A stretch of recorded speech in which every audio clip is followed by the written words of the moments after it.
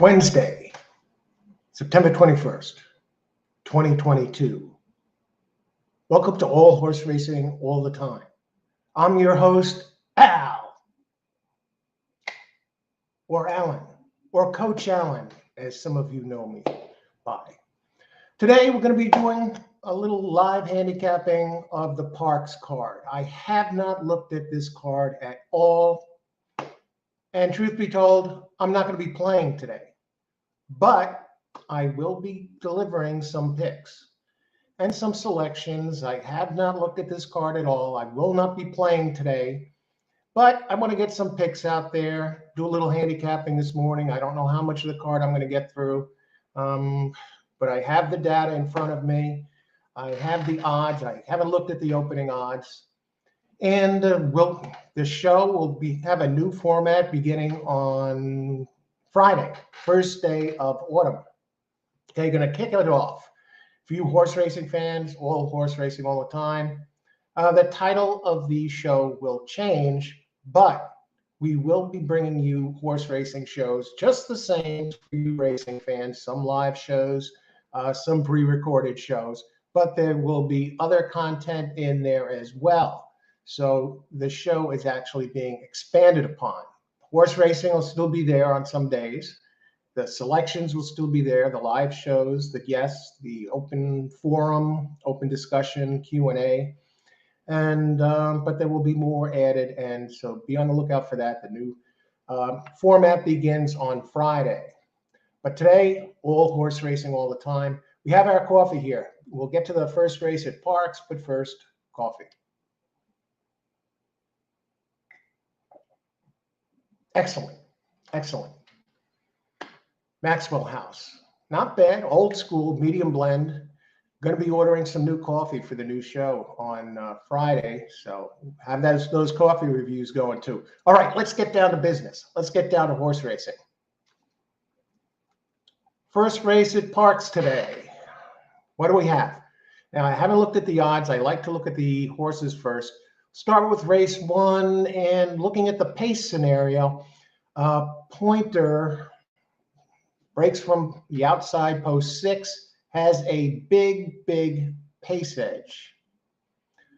But the thing about this pace edge is it can be somewhat misleading because it's been this horse has been running those fast sub 22-second opening fractions. This is 6 furlongs. It's a claiming race, but it's been running those fractions at very fast tracks. Most of his last races going back to May, they were at Monmouth, and Monmouth is a speed track. And its other race where it also had a big opening fraction was at Gulfstream, which is the same deal. So this is kind of an invader. So who knows how he's going to take to Parx. And the other one that's a speedball is just inside of a Moroccan Cowboy. Runs quick opening fractions, not quite as fast, but he's been running them at Penn National, but did run at Parx before and had good early speed there. So it looks like an early speed duel between 5 and 6. And let's go look at the numbers and see how these horses stack up. We just covered the pace here. Take note that I haven't looked at opening odds or anything. I like to look at the horses before I make my decisions and then see how the odds are afterwards. I think about 3. 3's been moving in the wrong direction. It used to run some nice races here. 2 seems to be moving forward. It has a couple of big races here in March and April that most likely win this race. And jockey on the 2. So far, the 2 is standing out a little bit. Now, 2's had some shaky races. The last race was okay, dropping in class today, but they've been at longer distances. This is 6 furlongs. It's run these last 3 races at 7 furlongs. One before that at 1 70 miles. And today it's turning back to its where it runs better races, 6.5 furlongs. The big races were at 6.5. So we've got to keep an eye on that. The one horse has been good race, bad race, good race, bad race. Running at this level, another one that's running usually longer. So may run out of real estate with those. The 3 horse, it's really moving in the wrong directions. And so I'm not crazy. It has horrible jockey, 8% jockey at this track.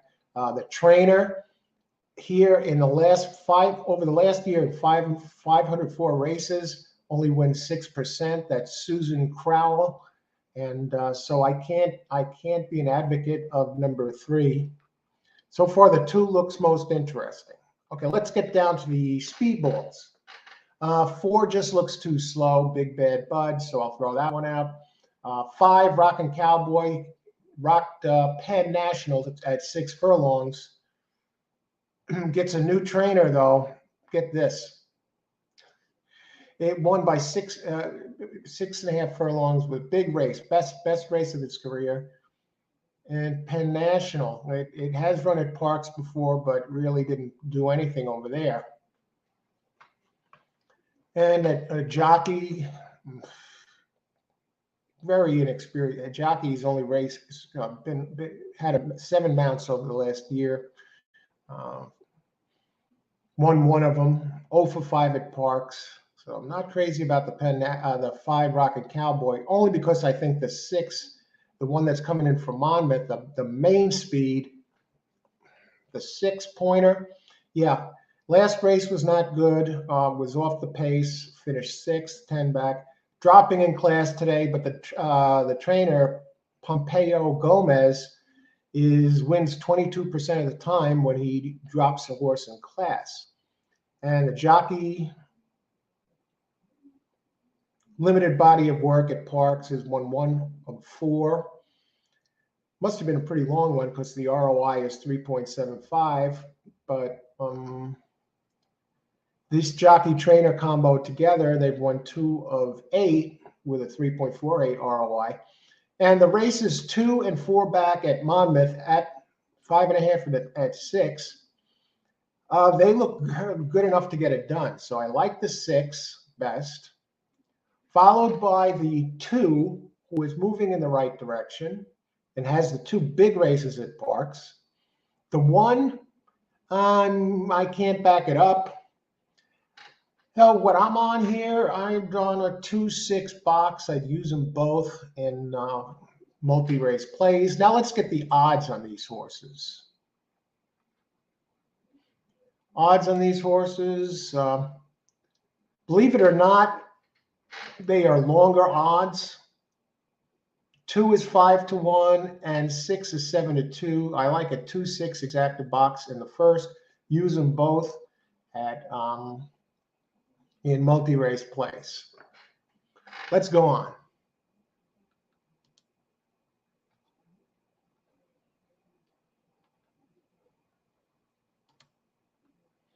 Race 2 at Parx.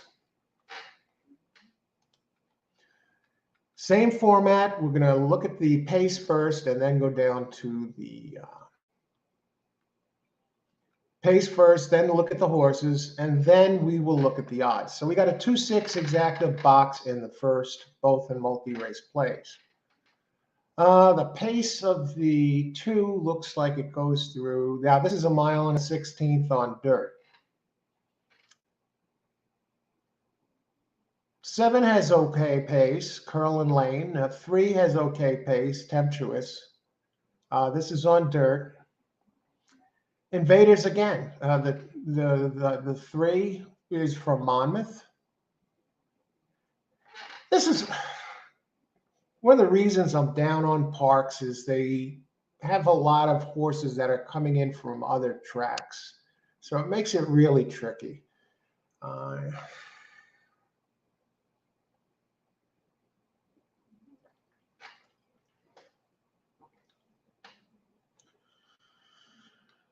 Louis' Law, at least this one runs at the track, and it usually has good pace. It has the same jockey, Edwin Rivera, is riding it. Now this will be the 5th time in a row. And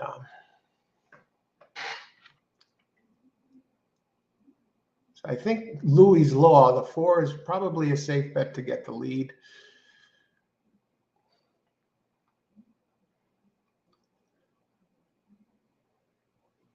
3 and 6 like to go to the lead sometimes too, but they're in, who knows if they're going to get the lead here. So now let's look at the horses themselves. So will there be a racing report today? No, but you can go back to this video and you can get my selections for these races, the ones that I covered today. Jumping off the page of me here, number 2, Mystified, and number 3 both look too slow. 1, Jamie Ness.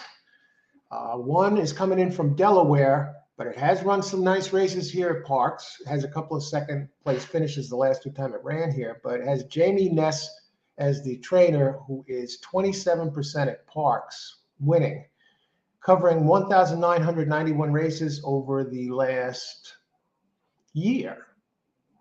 And with the jockey Ruben Silvera over 907 races, these two win 29% of the time. And the horse has solid numbers. It's moving in the right direction. It's due for a good one. We got a real big one today. I wouldn't be surprised if this horse is very low odds. The other one that jumps off the page is the 5. 5 just keeps getting better. It's on the improve. And Guadalupe Preciado is the trainer, who is 17% at Parx, and with the jockey Michael Sanchez, I guess that's how it's pronounced, or Michel, or I don't know. It's not spelled like the usual Michael, Mychel. This jockey trainer percentage, covering 195 races, is 26% with a 2.45 ROI. And I wouldn't be surprised if this one is actually favored. Either the 1 or the 5. The other one you could make a little bit of a case for is 7 is too slow, so we'll get that one out of the way. 8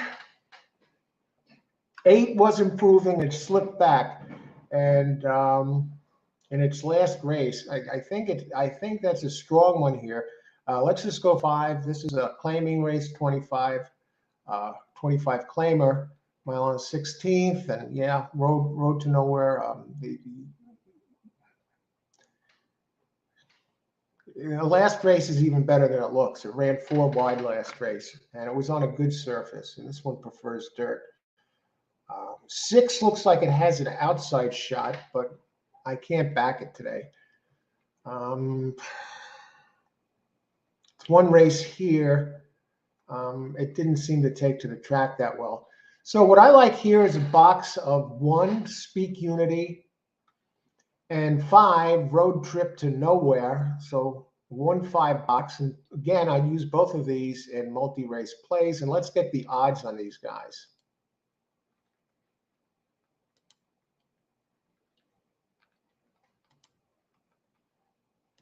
$1-5. Holy smokes. How are these horses? Who's making the line over at Parx? 1, the Ness horse is 9, opens at 9-2. And the 5 opens at 4-1. A 9-2 and a 4-1, and they look like slam dunk favorites. So this is 2 races in a row. I think there's a tremendous daily double opportunity here of the 2 and the 6, and here 1 and 5. I mean, it has to get done. I'll go out. I'm not even going out on a limb here. This daily double has to get done. Let me go back and check one, make sure I got the numbers right. 2, yeah. 2, 6, 1, 5 daily double. It's automatic money. It's as close to automatic money you're going to get. Okay, so now let's go on to race 3. You see how I'm ripping through this? I got started 15 minutes ago, 14 minutes ago to be exact. And I'm through the first 2 races here. Got granted, the fields aren't the biggest, a 6-horse field and a 7-horse field, but yeah. 2, 6, 1, 5 double. Let's go on to race 3. Same format. We're not looking at the odds.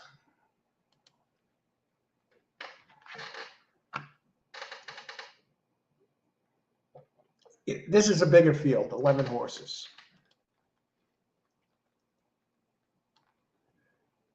Oh, what's going to be in the news today? Not too much going on in the news. It was all Queen Elizabeth earlier, the last few days. And so now I got to figure something out. Oh, God, this is a turf race, so it's really not an 11-horse field. 3 of them are main track onlys. But what I can tell you, first we're looking at the pace. This is a 1.70 mile optional claimer. Instinctive has some early pace. It ran really quick early pace. As Paco Lopez up for a second straight time. Last race here at 1.16 miles. God, it runs quick for ran 21.99 second opening quarter at 1.16 miles. But the other one, Awesome Year. Now this one runs quick fractions too. Awesome New Year. But he's been running quick fractions at 5 furlongs, 5 furlongs is where that's generating its speed. So at over a mile, I don't see this one running with the Paco Lopez horse, Instinctive. So that's the opening pace. Those are the ones that like to go to the lead. The other ones usually like to come from behind. So now let's go to the numbers and see how these horses look. We got the pace out of the way.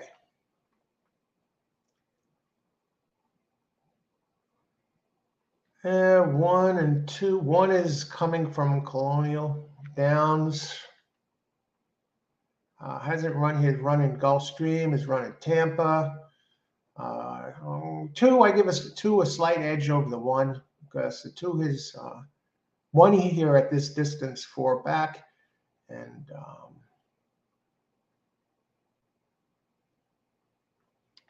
okay numbers.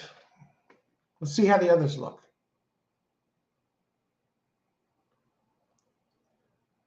Six, Instinctive, the one with Paco Lopez. I'd give this one definitely an edge over the 2. 6 looks best so far, and the trainer is Michael Moore, who is when team with percent together. Paco Lopez in 230 starts at Parx over the last year wins 26% of the time, and this one's going to have the pace edge. Can anyone beat the 6? So now I like the 2 a little bit, but I like the 6 better. 7 looks too slow. 8.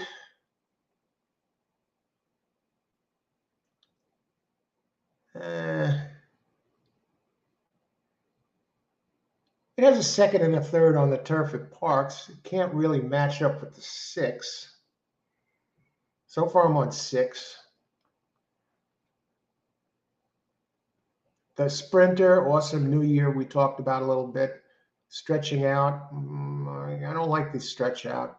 And I don't like the fact that it has a trainer that hasn't worked much at Parx. 8% wins over 120 starts over the last year. Jockey, Gabriel Ramos. The only thing I like about the 6 is the pace. Will this one try and run off and hide? Again, we haven't looked at the odds yet. Okay, so I'm still on 6.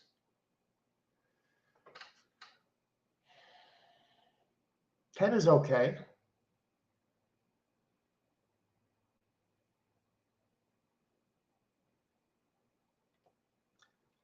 All right.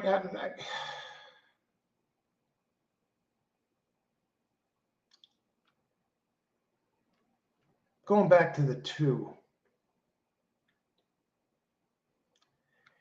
I think I'd key the 6. I'd key it for first or second and either an exacta.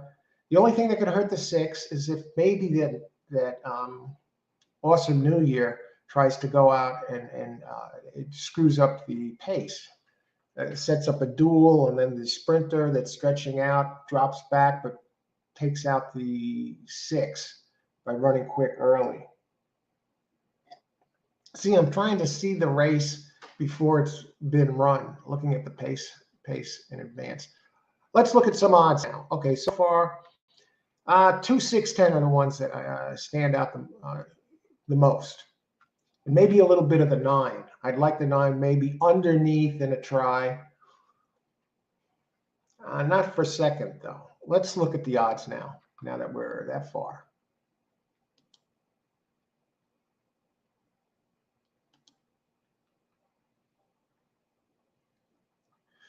See, the 6 is 4 to 5.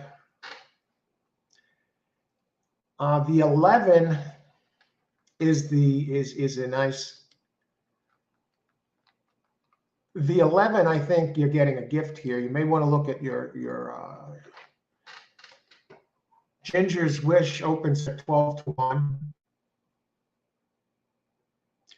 Let's go this way. Because of the speed horse that's stretching out, 9 is 5 to 1. What I do here, I think you're going to definitely get the winner out of these 3. A box of 2. The 2 is 9 to 2. The 6 is with Paco Lopez is 4 to 5. And the 11 opens at 12 to 1.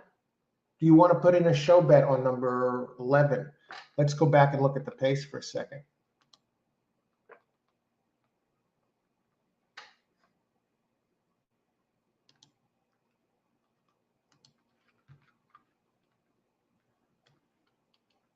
You want to do the pick 3? You have a shot to win some money, and it'll cost you $12. You go 2, 6, 1, 5,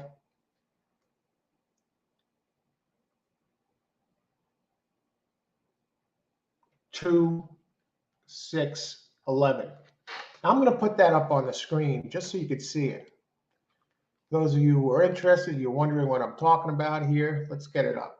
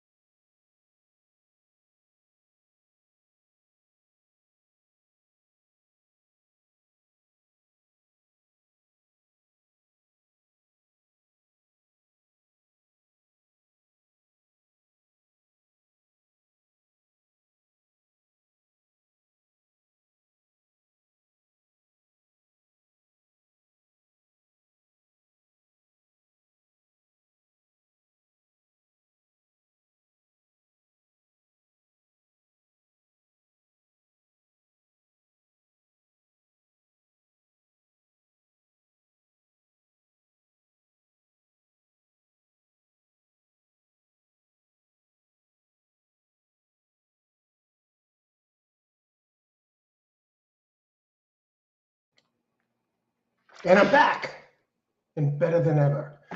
Okay, I do have some troubling news, well, some sad news to announce before we move on to the fourth race. For the thousands of you who buy my racing report every day, there will not be a racing report today. But the good news is I'm making some selections here, and I am playing Santa Claus early with a slam dunk pick 3. If you have 12 bucks laying around, use it. Use it for this early pick 3 at least. Geez. All right, let's move on to the fourth race. I'll probably be out here for another half hour or so. I'll cover as many of the races as I can for you all. All right, race 4, same format. We're not going to look at the odds, but I will tell you there are 8 horses in here. And let's get started. Race 4. 7 furlongs on dirt. They have a lot of these 7 furlong races at Parx. It's another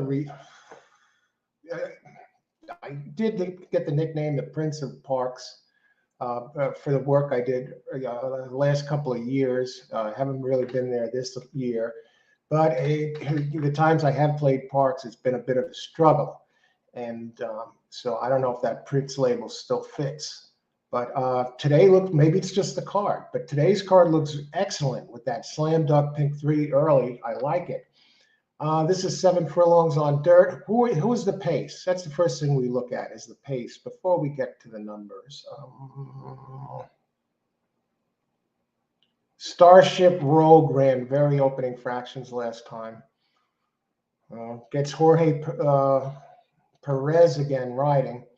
And 6.5 furlongs did a 22.08 opening quarter.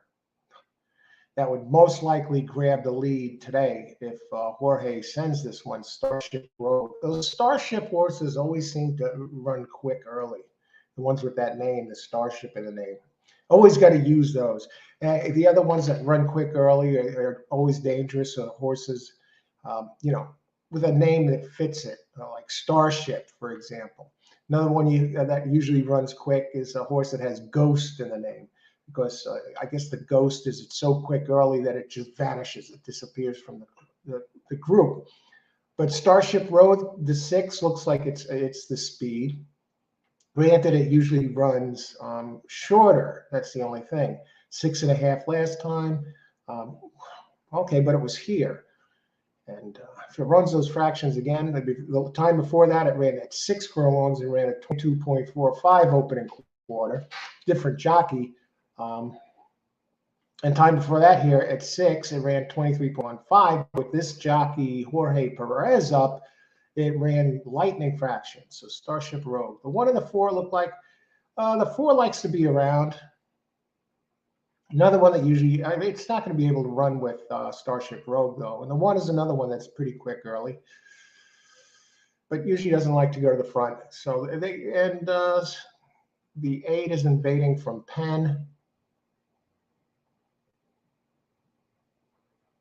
Okay, and Starship Rogue usually runs here. Now, it usually likes to go to the front, so that looks like the pace. Not a Trace likes to go to the front too, but it's turning back. It's run 1 mile and a 16th the last 3. The last one on dirt. Other than that, it's usually on turf. I don't know. Not a Trace. The 7 might try to go with the 6. All right, let's go to the numbers. Race 4. Okay. I'm leaving that pick 3 up there for anybody that gets in there. I don't want you to miss that or try and have to weed through the show if you watch the replay. We're live now. So I'm leaving that up there because I want you to hit that pick 3. Cheap claimers. 7 furlongs, 7.5, 7,500 bucks buys you one of these babies. This Phillies and Mayors 3 and up. Inconsistent horses, fillies or whatever. That's why they're so cheap, I guess. Nothing really flying off the page at me. Starship Rogue is coming back in only 8 days. Now, when she ran those lightning fractions. She's a filly still, 4 years old, and they become a mare once they're 5. 2 to 4 years olds, they're still fillies. Just like the males, they're colts from the ages of 2 to 4, and once they turn 5, they become a horse. Last time, after going to the lead real quick, it actually almost stopped and finished 7th, 19 lengths back. The 7.5 is going the wrong way. I as quick as it ran early last time. It did win 2 in a row here at this level.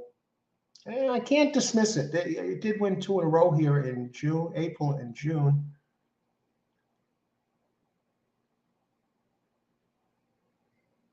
Keep an eye on the 5.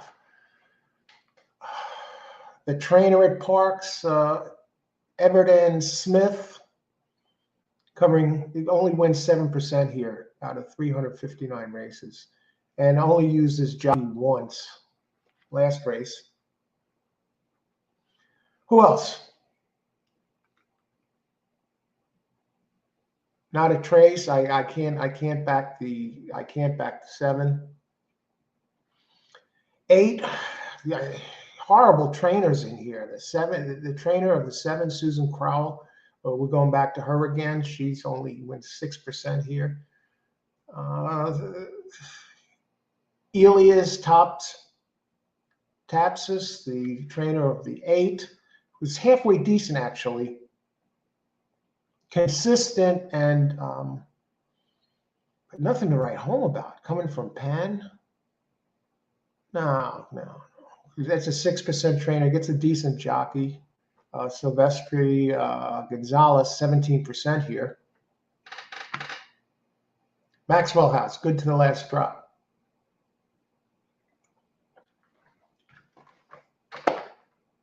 Those of you joining us late, welcome to All Horse Racing All the Time. I'm your host, Al, or Alan, or Coach Alan, as some of you know. All right, this is a little bit interesting, but not much. I just got as bad as Starship Rogue, the 5 ran last race, and it stopped, coming back in 8 days.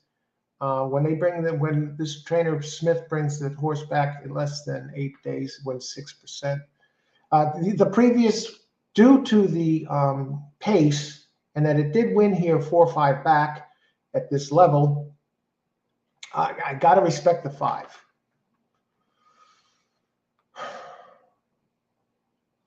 These trainers are all awful.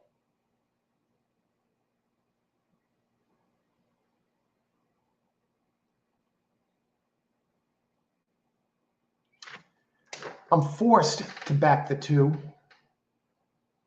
because it's run a couple of races, 2, 3 back that are decent. The 2nd and the 4th, even came in 3rd last race, but it wasn't as good. I think this seems to be the distance that this one likes. Has won at this track before. Decent trainer, Patricia Farrow, 10% at Parx, 16% at Parx. Andy Hernandez riding 14%. Even though I don't like really any of these horses. Here's what we're going to do. We're going to do a box. And 3 has a couple of decent races, 2, 3 back here. It's 1 here, 4 or 5 back, and a 2nd, 2 back. Usually around 2 is a definite contender. 3 is a contender. Do I throw out that Starship Rogue?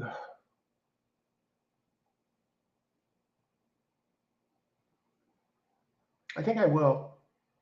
I don't care about the pace. He's going to get pressed by others. Okay, so far I like 2 and 3. I don't like the jockey on the. I don't like how that jockey on the 5 rode it last time either. Very inexperienced jockey. Not familiar with Parx. And here we got decent jockeys on the 2 and the 3. Both are 14% winner.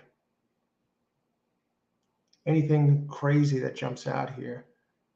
Yeah, the jockey trainer of when the two and three together, they've ridden bombs. I mean, together they win 33%, 5 out of 15 with a 9.07 ROI. It's crazy.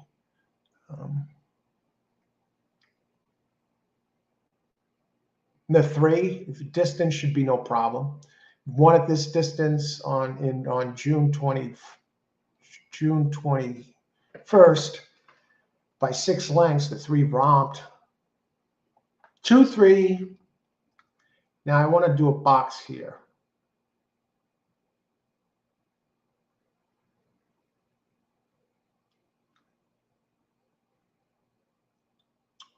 I hate to. I'm going to go back and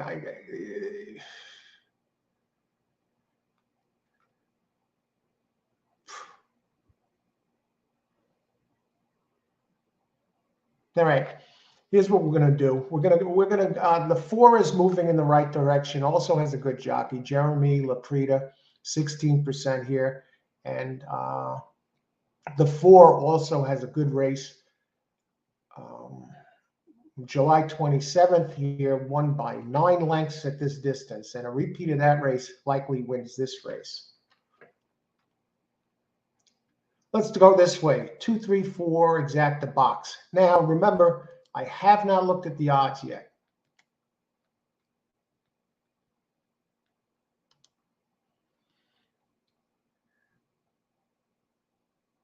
They're basically the chalks.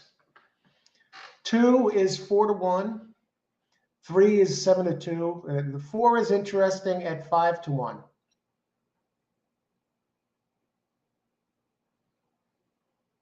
So here's what we're going to do. Race 4. I think we're going to take that 5-1.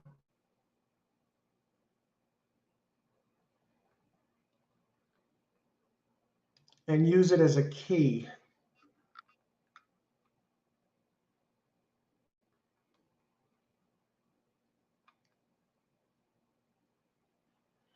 Or maybe toss the 2.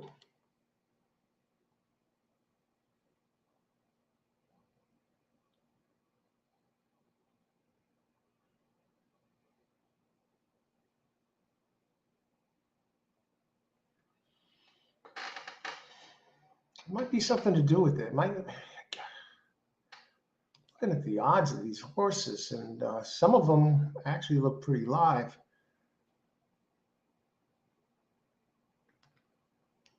We're going back to the pace again. I want to see what the heck is going on here.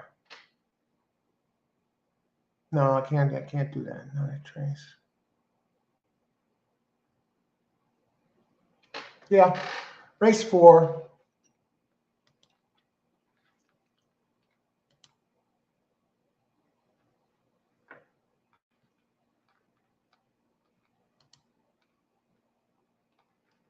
Let me put this up.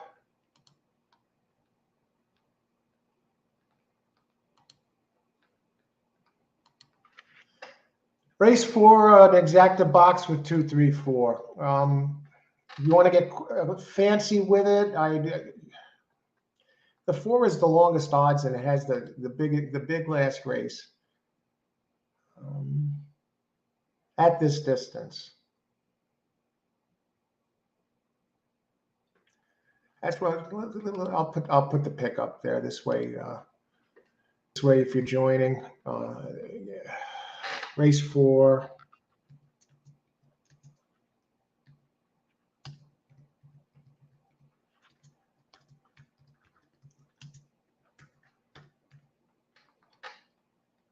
Save.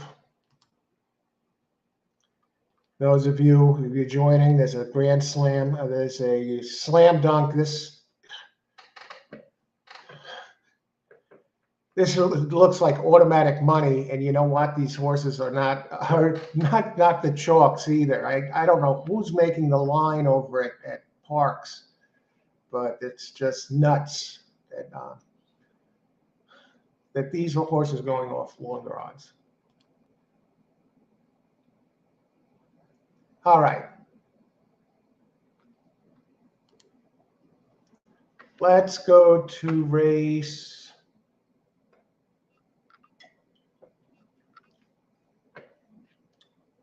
5. Talk about pace. Mile and 70 yards on dirt.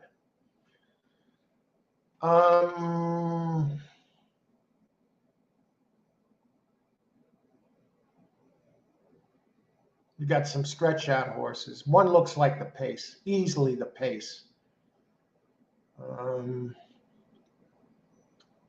Even though none of these really like to go to the front. All right. Let's go to the numbers. Try and get in as many of these as we can. Race 5.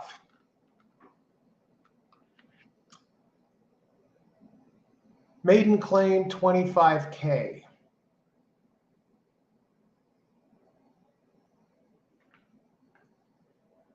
First time the one ran on a sloppy track here and finished 19 lengths behind. Maiden special weight, but it's dropping. It's probably going to grab the lead today and gets the rail. Race 2 back at maiden claim 40, came in 4th, but it had a bad start and ran well, really, and came in 4th, 11 back, besides a bad start. And the jockey trainer, Lewis Linder, the trainer, he's 15% at Parx. And with this jockey, Dexter Haddock, together they're 18% with a 2.38 ROI. And he's dropping today, maiden special weight to maiden claim. 2. This 2 has never been around. The last 3 were on turf.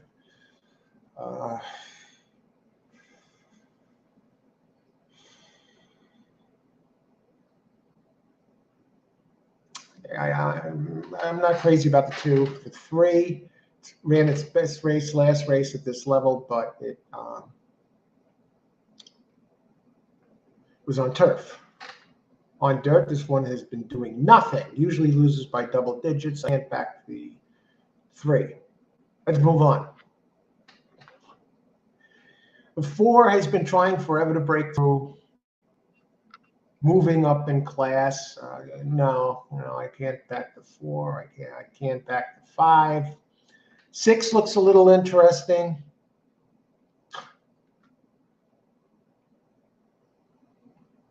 What horrible horses. So inconsistent. I don't like the 8. 2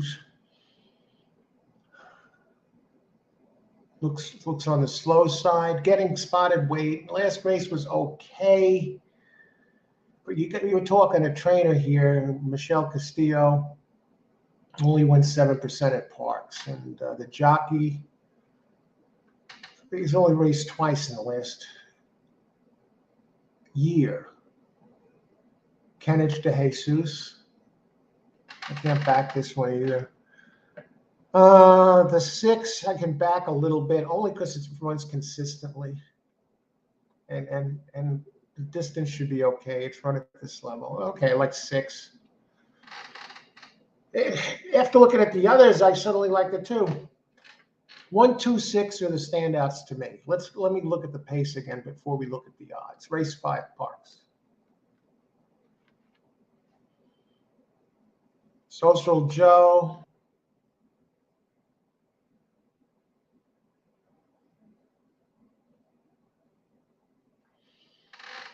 Okay, let me go back to the, okay, Social Joe will have to close into this, but it's consistent and there's a little bit of pace here that maybe gets in there just by default. One of these have to finally win.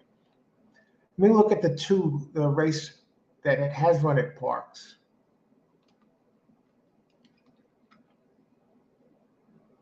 Yeah, the 2 fits. 1, 2, 6, box. Race 5. Let's go to the odds. And then I will add race 5 to this also here in the description. Let's look at the odds. I'm curious. Who do I think is going to be favored out of these? I almost think the 2 is going to end up being favored.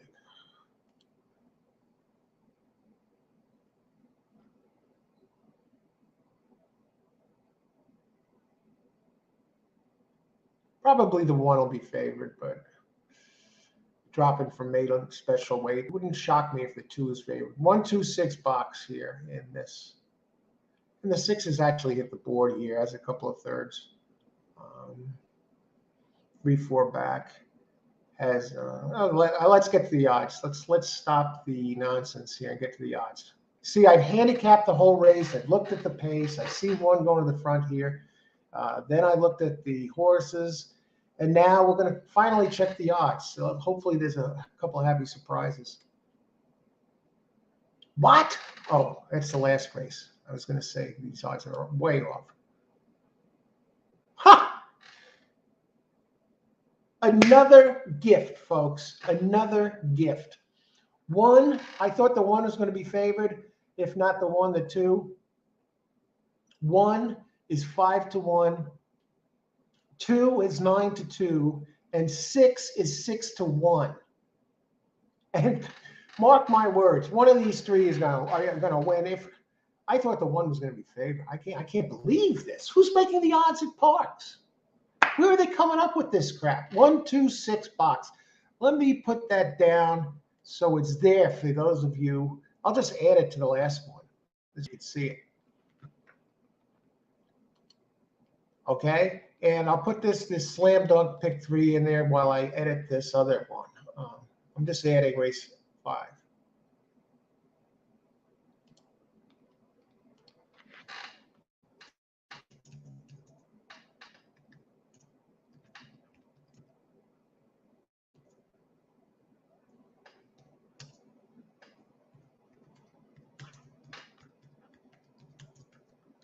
This way you have something to go by.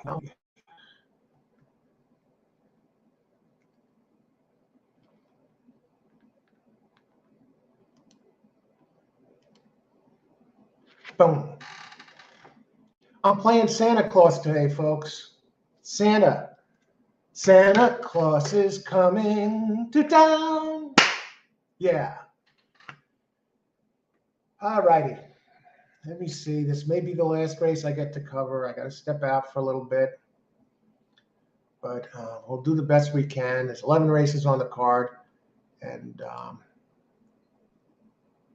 handicap 5 of them here. Almost on an hour now.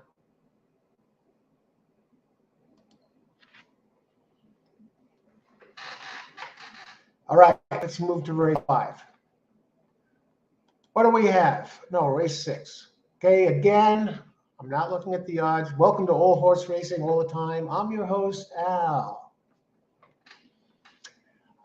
Okay. Parx, race 6. What do we got?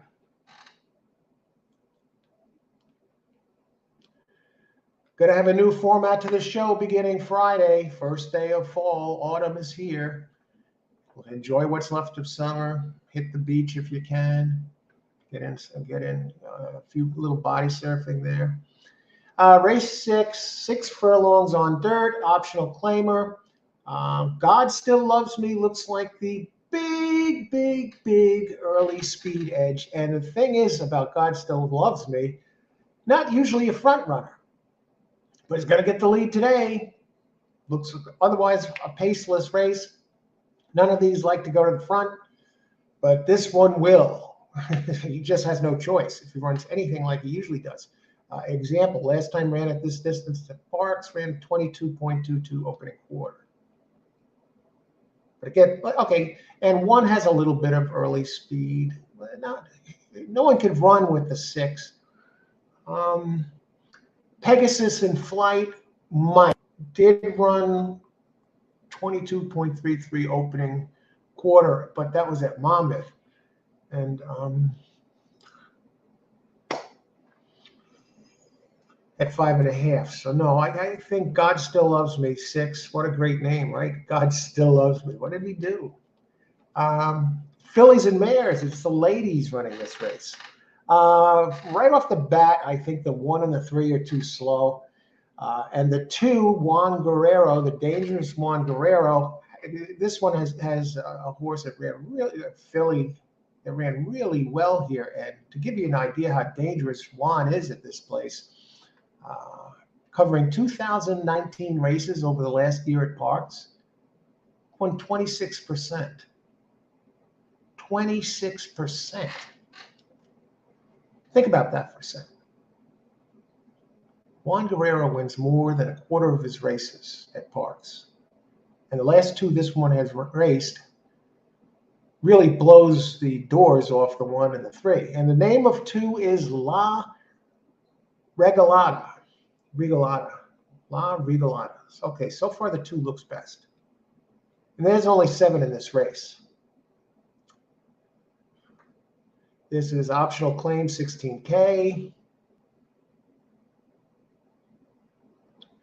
God Still Loves Me. As fast as God Still Loves Me is early, by the numbers, you have to go back to October of last year where it ran good races here. But you know what? Maybe this one likes this time of year.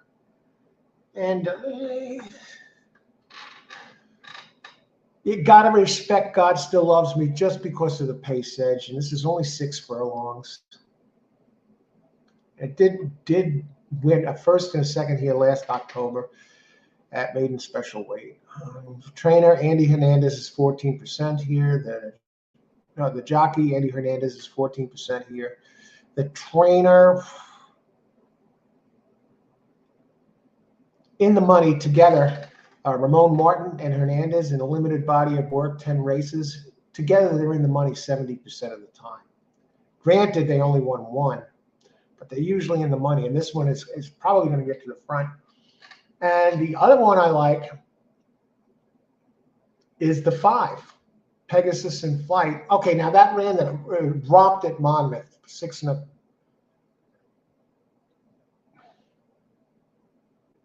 Now that has Jamie Ness as the trainer, who's at 27% at Parx in 1,991 races. That's actually a percentage point better than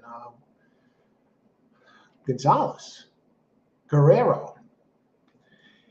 And by the numbers, that 5 with Ness is, a repeat of last race. Likely gets Pegasus in Flight in the winner's circle. It did run quick last time. And the 6 is quick early, but the 6 always seems to run well and then just fall off the face of the earth. The last race it lost by 12, race before that by 13, the race before that lost by 27, race before that lost by 7, but gets the pace to work with today. And the trainer has been hot lately. Over the last 3 months, Ramon Martin has won 21% with a 2.58 ROI.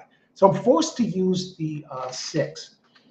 And the 5 did run an excellent race last time, but with John Service, who was 21% at Parx, but it gets a jockey, and that wasn't a slop though. So I'm not going to buy that. And the jockey, Jonathan Casio, is only 4% here at Parx. And the trainer, a jockey, okay, 156 box. I want to throw out the 5 so bad, but Ness is training, and you got Silvera up 21%. Together, they're 29%. 156 box. Let me go back to the pace real quick. Yeah, the 6 gets such a big pace edge. No, not 156. 256. 2 is going to have to really come out of the clouds to win this. No, but it did run quick opening fractions, 2 back. Okay, let's look at the odds while we're at it. Get that slam dunk pick 3 in there. Make sure you don't miss that. All right.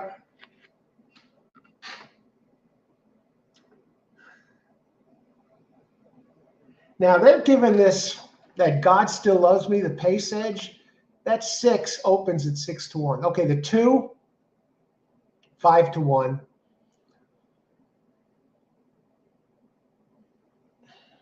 The 2 is 4-1. The 5 is 7-2.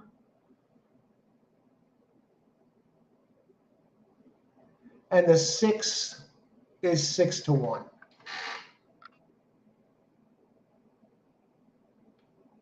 Five is a chalk. I mean, this showed the longest horse on the opening odds is the 6. It's 1. Hey, let me get it up there so you get something to work with.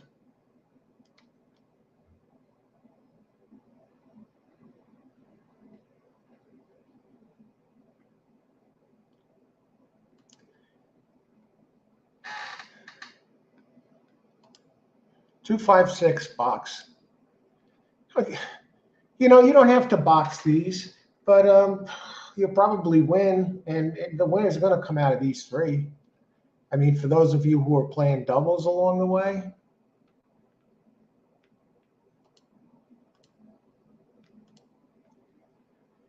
Here's what I'm going to do. I'm going to put these picks in the scroll mode. This way you have them to work with. Race 6.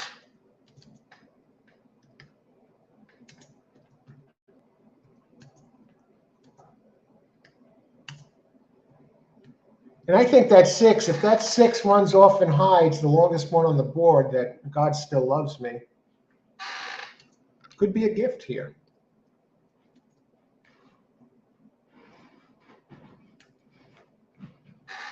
Okay, now let me copy this.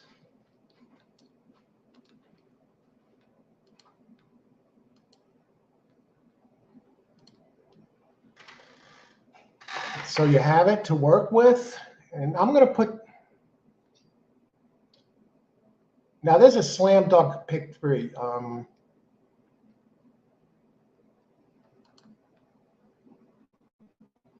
And I'm going to leave this stuff up here. This way, you know, you got something to work with.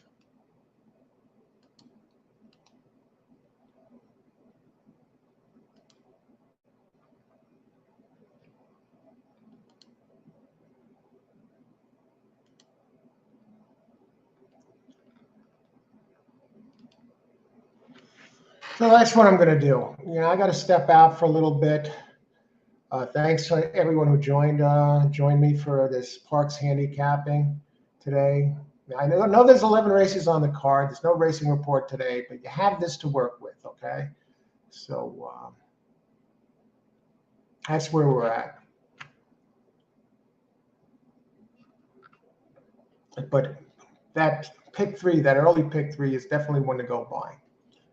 So until next time, all horse racing all the time. The show's going to have a new name beginning Friday, a new format. The horse racing is still going to be here, but we're going to have other stuff as well. So, hey, it should be a lot of fun. Until next time, good luck. Best of luck if you're playing today. No racing report today, but I give you the first 6 races at Parx. It's some excellent opportunities. I wouldn't be surprised if all of these selections or plays come through. So those daily doubles in mind. Until next time, if you're playing today, best of luck and bring it home. All the best and win big.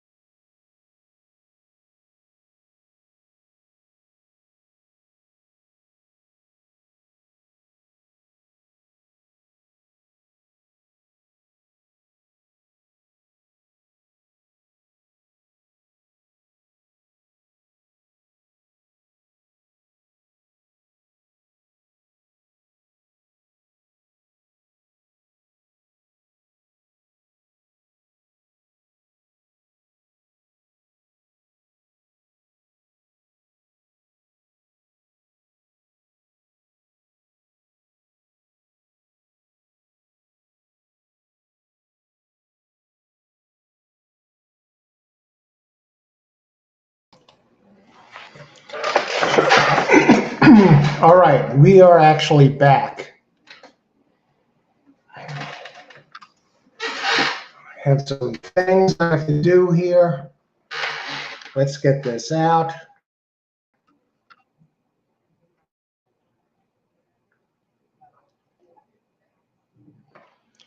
It's 39 minutes to post time at Parx. Vinny, I'm up here at the ski lounge and, at my ski house, and yeah. We're actually back, and we're going to cover the last 5 races, covered 1 to 6, and we're going to have a twist here, and I think it's a pleasant surprise you're going to see. I'm just setting up, so bear with me. A couple of things I have to do, and then we'll get rolling.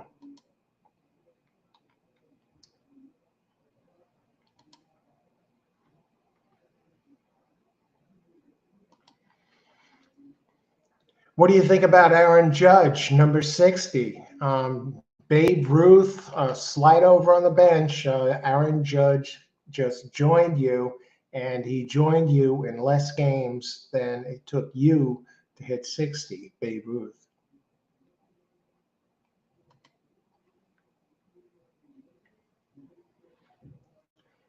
Okay, I have to send out an email real quick. That'll take 2 seconds. Don't go nuts.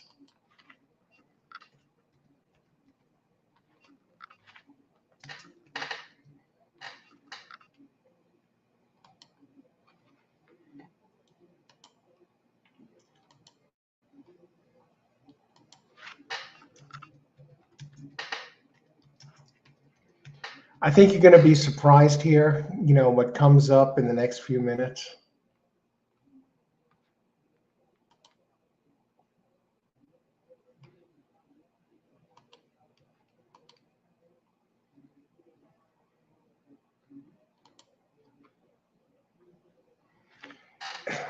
I'm back covering Parx, and we're going to go over the last 5 races. I gave out picks for the first 6.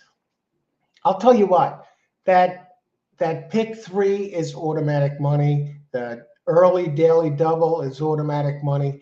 The early daily double is, these horses are not favorites. They're not even like first or second favorites. They're longer, and one of these 2 in the first 2 is going to get the job done.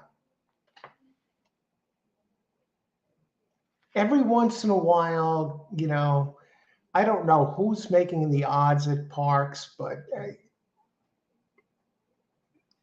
they're giving out gifts today because their favorites look like shit, just to cut to brass tacks. Okay, let me get this email out.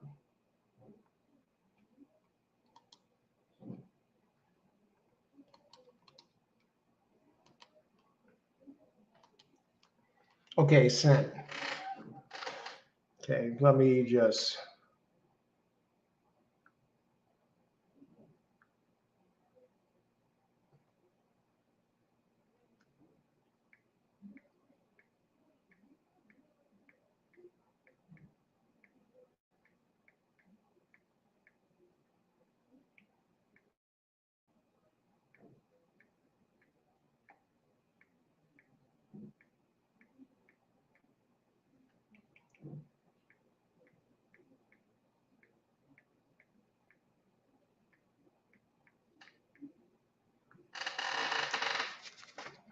Okay.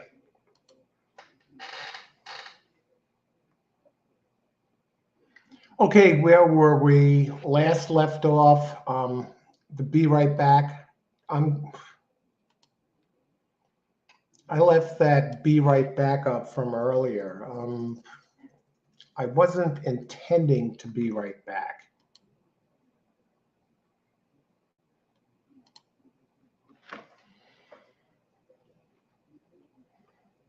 Okay, this time I will be right back.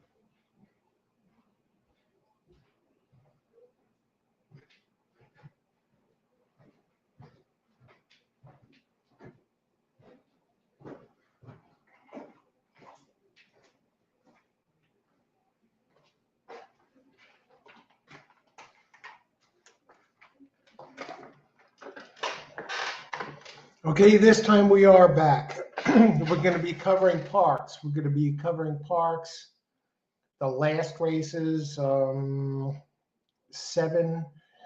through 11.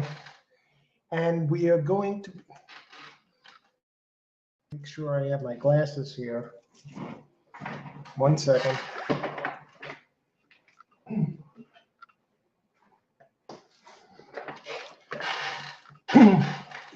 I'm actually doing this show from my ski house. And hey, it's not ski season, but why not? We are going to be joined by a guest, a special guest, Brooklyn guy, Vinny Bracco.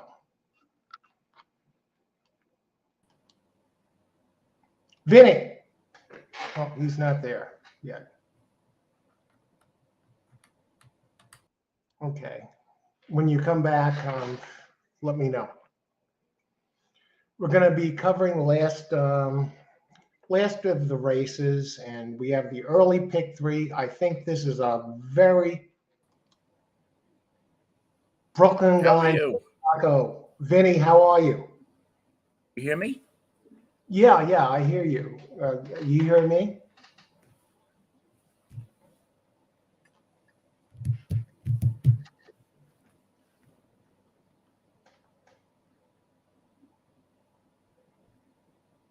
Settings. Audio. Check 1, 2.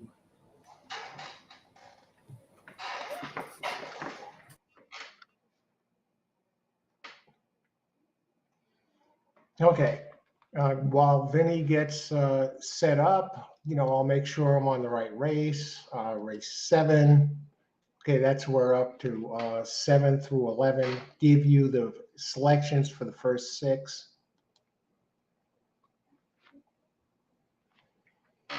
Still drinking coffee. Still Maxwell House. Good till last drop.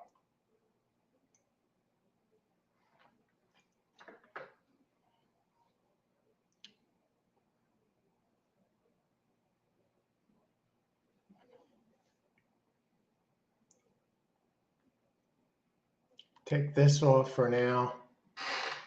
No racing report today, but we are giving out the picks, and the same amount of work goes into the picks that we usually put in. And if you want to go back, scroll back on this video. It's a handicapping clinic. You can see the shows these horses. You hear me now? Vinny, oh, loud and clear. How you doing? I'm doing good. How are you? I'm doing good. I'm making the picks from the ski house today, but I see. It's beautiful. Oh yeah, still the same enthusiasm goes into it. But have you looked at any of these before we even go to the races? What do you think about Aaron Judge? I think he's incredible. I don't even think it's a question of him breaking it now. I think it's a question of how many is he going to hit. Right. He's not going to reach Bonds, but No.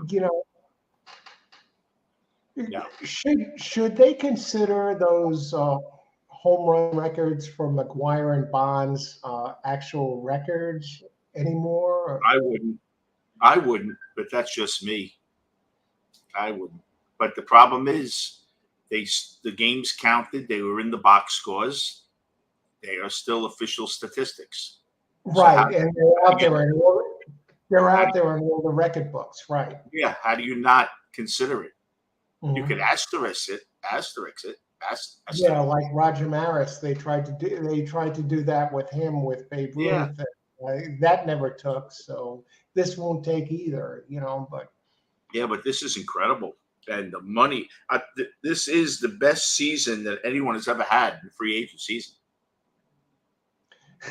The Yankees must be kicking themselves right now for not going away, Incredible. Because it would kill the franchise, the fan base if they lose this guy in free agency. which is a possibility. And Absolutely. yeah, and I think they'll sign. yeah, they'll sign him. Yeah, they have to, but they're going to pay through their nose. Oh yeah. So you did the first four already? I did. I did the first six earlier, and I think that I have this up here. This pick 3 is a slam dunk in the first race, the 2-6, and the 1-5 in the second race. Neither are first or second choices. The And two then and they're bound at one of those, at least for the daily double, that's going to come in. I mean, these two horses in each race are so much better than the others. I don't know what the odds maker is thinking when he, I looked at the first race. I thought I like your 2. I thought the 5 was interesting. Let me bring up that 5. Cowboy.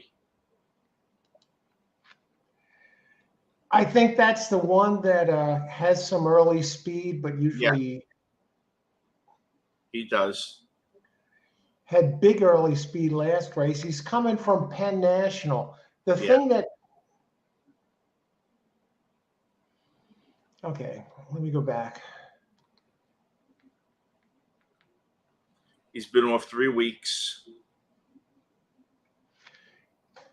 If you go just by the last race, a repeat of that last race wins. I just see the jockey is only having 7 mounts in a year, and I see the trainer in 1,339 races at Parx has only won 4%, which is terrible. That's why I like. Well, he's 11 for 61 this horse, though, right? He's a multiple-time winner. These horses, the 1 has won 4 races, and the 4 has won 4 races. Well, now they've only started 30 to 22 and 30 starts respectively. But I don't know. I think the 5 isn't. When you ship to Parx, I always say Philly.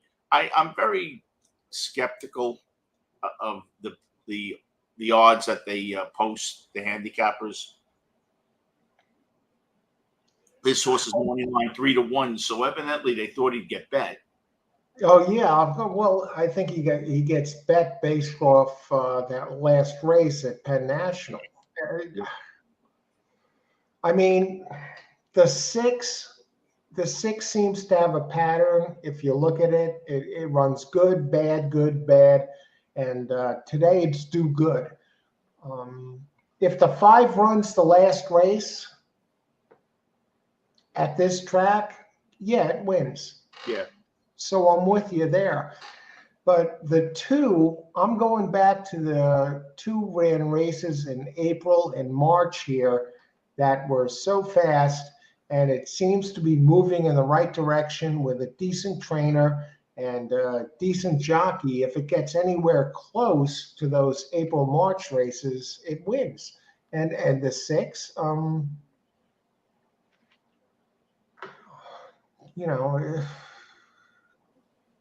it's another one. The race is 2-4 back fit. I mean, the 5 is the fly in the ointment, but the 5 is 9 years old. Yeah. What do you think about that? You know what? Can you live with a 4% trainer on the 5, covering over 1,300 races? 4%. At Parx, I can. Not in New York. I can't. At Parx, I can. I will tell you this much: these races, Al, you and I generally have enough on us any given day to buy one of them. These horses are terrible, and that's the thing. So a fresh face coming in off a really bang up race against horses that are, like you said, they cycle continually. I don't know. At 5-1, 6-1, but I like your 2. I think your 2 had the best speed at the distance, and I like the 2. I do. I like the 2-5. Let me put this up. Hang on. Now, what's the exact name of your channel? I want people to be able to subscribe. I know it's not Brooklyn guy Vinny Bracco No, anymore. what are the odds, Brooklyn guy? Okay. Thank you. I appreciate it. How much time do we have before the racing starts over anyway? About 22 minutes. What are Okay. the odds? Brooklyn guy. And okay, let me get the link up there too. Delaware Park. I've only looked at Parx, and only to the extent that we've went so far, through the first 6. Yeah. So, okay, hang on. Okay. Now, before I type the rest in, I'm thinking about making a deposit to my DraftKings account, and I only used it when they had the promotion, and I got screwed with that. You Because told me. what happened is they said they're going to pay you $280 for your first $5 bet, and I made that bet, and that was Chiefs over Bills, and that bet would have won. And then I think I put in 20, and I said, oh, the day before, let me put some other bets in.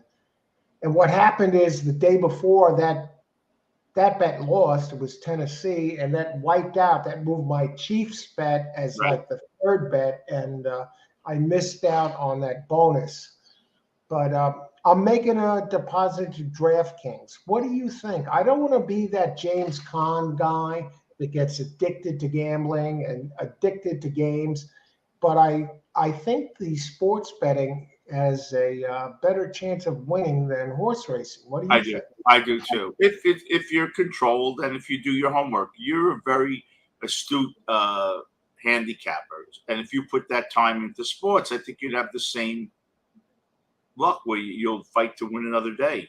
You'll live to fight another day. And yeah, the spots, you have to pick your spots in sports. It's like horses. If you go and you play all simulcasting every race, you're going to lose. You're going to get chopped up. Same thing with sports. You don't have as many games. You have 14 where you could probably have 80 horse races during the course of a day with simulcasting.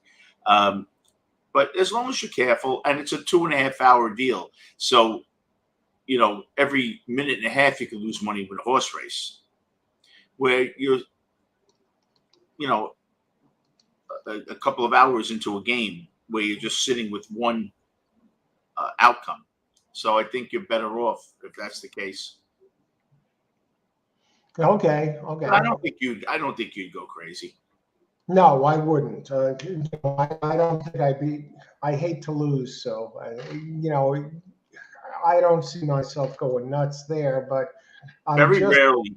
I'm just intrigued by the DraftKings. They seem to have these different bonuses, and absolutely. Is DraftKings the best way to go, or is? I think so. Probably, yeah. I think DraftKings is the most advertised, and yeah. Okay, here's the link to Vinny's site. He covers he covers the sports betting and plays, and also has a lot of great stories and a lot of great insights into life in general. And let me put that up in the chat too. So I'd love you to show me how to do that. I don't know how to do that. Oh, yeah. How do you get someone's link? Well, I copy and paste. I go to your and I copy and paste the thing on the HTTP line. Okay. And that's it. And right here, it's in the comments. Click on Vinny and subscribe to his channel. You won't be sorry. All right. In the meantime, what do you think about this 7th race? Okay, the 5. The 5 is going to be the fly in the ointment in the first race. The 7th race at Parx. Let me get to it. Justin. Hey, Justin. How's it going? Good to see you.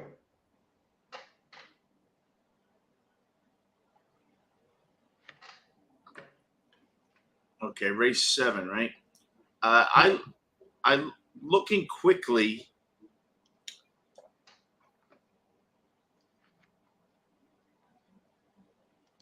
I think the 4 should be the favorite. Okay, Bet race on 7. Drama. I usually start from the pace, and then work my way back. I don't look at the odds. Well, the speed horse Number there is 4, who'd you say? the No, 2 and the 6 are the speed horses there. the 4 got to be a speed horse. Bet on Uh, Drama. Yeah, he's not as quick as the 2 and the 6 out of the gate. The We're 4 talking race 7, right? race 7, yeah. Bet on Drama. Yeah, he's quick, but I think that the 2 and the 8 are going to go out, and I think the 4 will sit 3rd or 4th, which wouldn't be a bad spot.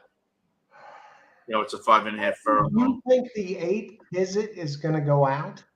The 6 horse. I'm sorry, the 6 is going to go. Okay. The 8 scratch, the 6 horse and the 2 horse, I think will go out. Yeah, the 6 will go out, and the 2, And the 2. absolutely. And I think the 4 will sit 3rd and maybe pick up a 22 fraction. Hopefully 21 and 8. I don't know if these horses can go that fast, but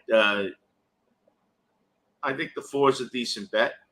I think the 4 is the bet. Yeah, I do too. And if you get 5-2 on him, wow, I'd go with both hands because I think this horse would be 7-5. But he looks much the bet to me. Looks much the bet. I think the 5 is going to be dangerous. The 5? Yeah. I get the race 2 and 5 back. I mean, it repeats that at this track. Snappy roll. It ran second both times. You know, who's an interesting horse too. Classy Gizmo's already getting blinkers for the first time, and that might help. It could improve the speed today. I'll tell you what, if you look at that 9 and look at the races 3 back and beyond, if it runs any of those races, it was on the Tapeta surface. If it translates to dirt, that one wins the race. 9 is very dangerous. Yeah, I think so. And the jockey trainer combos, the 7 has the most in terms of finishing in the money. 12 out of 39, Adam Bowman and John McCaston. But yeah, the 9's dangerous, but I still like our 4. Okay, let me look at the odds. I didn't even see the odds of these horses. 4 to 5 to 5 to 2, 9 5 to 1.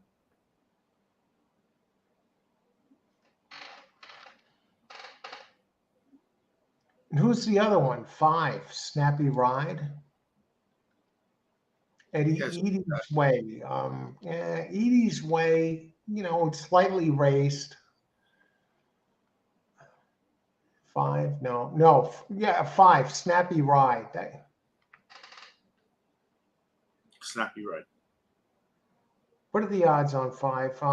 What did we say, 6 to 1? 6 to 1. Yeah, that's worth a show play, I guess. Oh, you know what I don't understand? How is this won 4 to 5 in the first race at Parx? Let me go back. Well, it ran a big last race. So they're going pretty much off the last race. That's what it looks like. But if you notice, the race before that, it was slow. Yeah. And the race before that, it was quick. And the race before that, it was slow. It seems to run very well on dirt.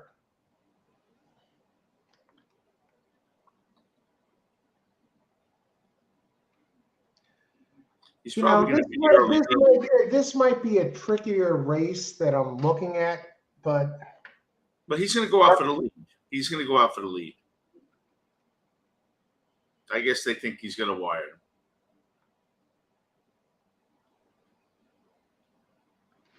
Here's a stat about that one. You probably see it if you look at the what I sent you before. Mm-hmm. This trainer Miguel Penizola, when removing bandages, only wins 4% of the time.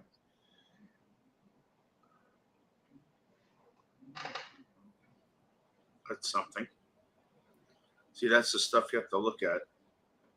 With an ROI of 0.11. And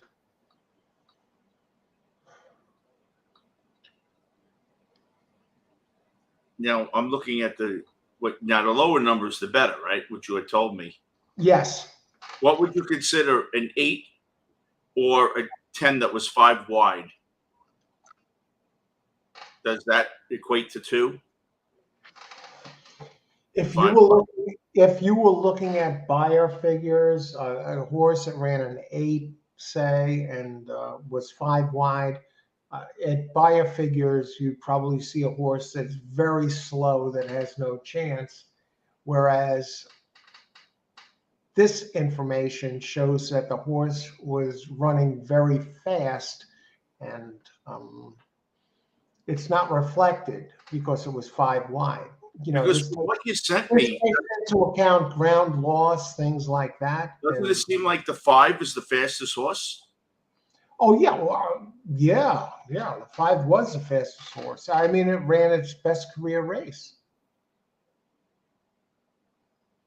What troubles me about the 5 is the trainer only wins 4%, and that's over 1,300 races, and the Right. jockey only has 7 races in a year. When they show these jockey trainer stats, that covers the last year. And Right. 0 for 5 at Parx, and that great race was run at Penn National. Yeah, it was run at Penn National. The last time this horse ran at Parx, ran 6, 9 lengths back. Let me get a beverage. I'll be right back. Okay, me too. I'm going to get a refill on the coffee. Stay tuned, folks. More to come.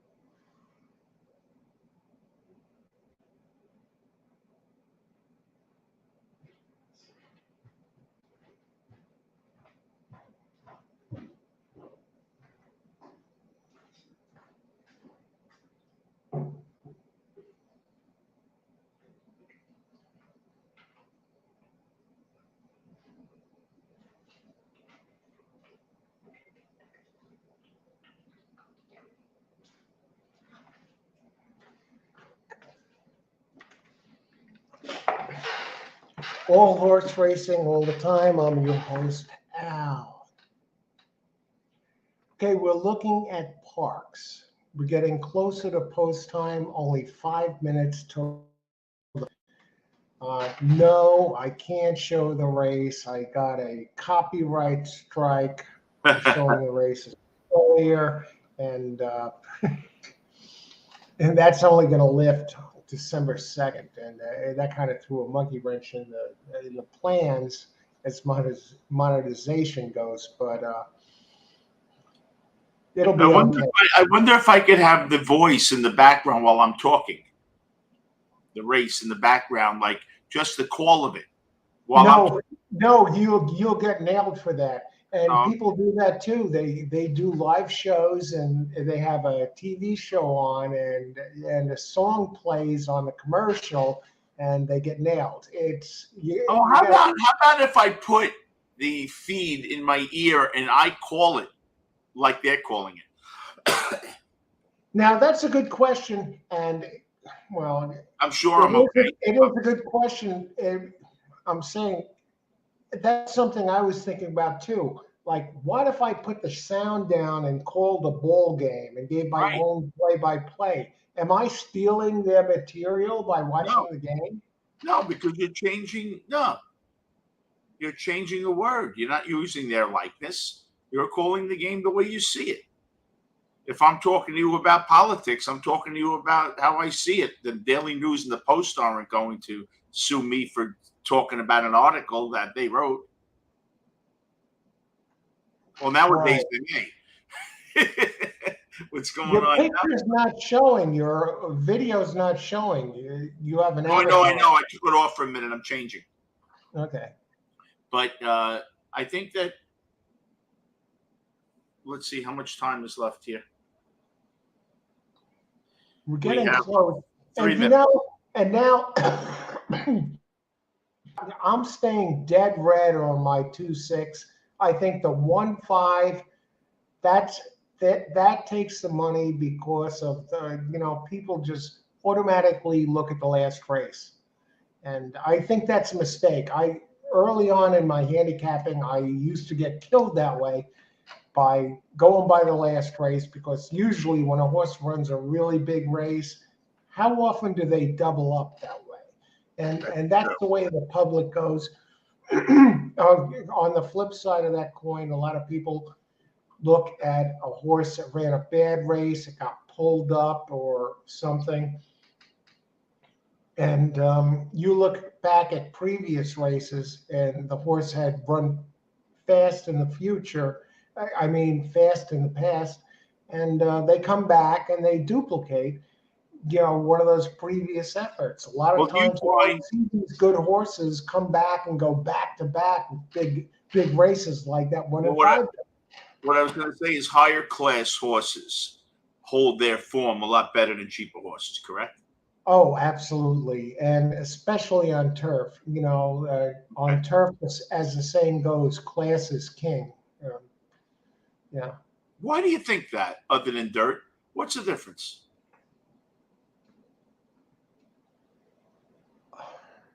To be 100% honest with you, Vinny, I don't know. I wonder, though, right? But that's what they say. They say class is king on turf. Well, look, there are great tennis players on clay, right? When they go to Wimbledon, if they went to grass, totally different game. Right. Totally different game. I guess you get used to the surface. Now Wimbledon, they play that on dirt. Wimbledon. No, there's they play it on grass somewhere. I forget. And you see, I would bet tennis once in a while. God forgive me. And you would have a fourth ranked player against the 30th ranked player, but the 30th ranked player has won 3 or 4 against this person on turf. And again wins as an underdog, because people, like you said, they look at names and, oh my God, how could Andre Agassi ever lose? Because he's 37 now and he's not 26 anymore. Or not Agassi. What was I talking about? Nadal. Nadal had like 3% body fat. 3%. That Yeah, they said he was in the best shape of any tennis player ever. About 8 years ago. and he's terrible on one surface. Which is that? Yeah, I'm not sure. I'm not sure. I remember going to some of the old. I saw Agassi. I saw Jimmy Connors. I saw Billie Jean King in 1971 when they played over here at Forest Hills. A neighbor took me. I saw Chrissy Everett, and, Roscoe Tanner, and all those people, and it was great. Roscoe Tanner, remember Roscoe Tanner with those Canon commercials with the camera? Yeah, I saw Arthur Ashe. I met him. What a gentleman he was. What a kind human being he was. Very nice man. I don't like tennis all that much. I've gone to it. When you go, it's very exciting. And they're in the gate, Vin, for this race. It's ready to go? Yeah. Okay. And then we'll get back to this story because you got something going here. The 5 is 4-1. The 1 is 3-2. Al, I went with the 5. That number scared me on the numbers that we use. It just scared me. I'm going dead red 2-6. They're 4-1 and 7-2. I went 5-2. 4-1 and 3-1. All right, I'm watching it now. I went 5-2. And let's see. The one's coming up the rail. 5 broke like he's 5 lengths out. The one's coming up the rail. The 2's on his side. Fire out of me, guys. Come on. What? Yeah, I'm talking to myself. I'm like to the horses. Don't make a liar out of me, guys. No, okay. Well, we figured that one is 6-5 now. Yeah, the 1 looked good. Yeah, the 5, I guess that number didn't mean all that much. Although he's moving now, but he's under a ride. He's a gray horse. Gray horses always used to beat me until I bet on them. So now maybe. So it's 1, looks like he's pretty comfortable. 2's under a ride. The 4's coming up the rail. The 1 is 1 seems at home here. And the 5's been under a ride, but the 5's on the outside, and I don't think he's going to get there. The 1's still leading. The 5. Here comes 6. Oh, I'm glad I went off the 2 because I would have lost on that also. It's going to be 1-4, 1-4-6. So we both went in the shitter, which that's okay. Unbelievable. You know, you try and beat the chalk one time, and it always comes in. I know. That's why they. You like Oscar and Felix? That's why they call it gambling. Remember, that was a great episode. When the best line. They went to the racetrack. The best line in that was when he's in the bedroom. He goes, "No, show your horse can come first or second." And Felix says, "So wait a minute, you're telling me that my horse doesn't have to win?" He said, "It can come in first, second, or third." He goes, "And you've been losing all these years." Oh, just hilarious. If you just play show betting and pick your spots, you could make money easy at this game. And but it takes discipline, and it's not an overnight process. I'm sorry to interrupt you. I keep on forgetting to ask you. I was going to call you yesterday. Do you see in Churchill where horses are paying like $3.23 the place? They're giving you the change. I haven't seen that. Yeah, $5.29. I heard someone talking about that. Yeah, they're giving you the breakage now. That's good, I guess. Right? I don't understand how. Maybe they have a casino in there and they're making them do it. Who knows? But yeah, like $3.23. I got the show. It was weird. Are they the only place that's doing that right now? That's the only place I saw. Weird, though. Very odd. Very, very good if you're looking to just get perks from your account and make bets just to make bets through the window. You know? Yeah. You find well, because there are certain guys that bet, I know a few of these guys that bet $500 a race, and they're depending on rebates, and they're playing it safe, and they're grinding it out. That 3 cents adds up. Especially if you're Absolutely. betting Well, I hundreds. have friends that play in an account. We put in TVG last month 25,000 of bets, and we made. I think we got about $400 in play of cash on the first of the month. They put it in.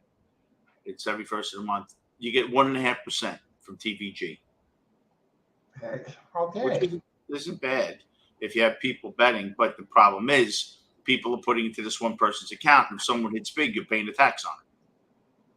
You're responsible.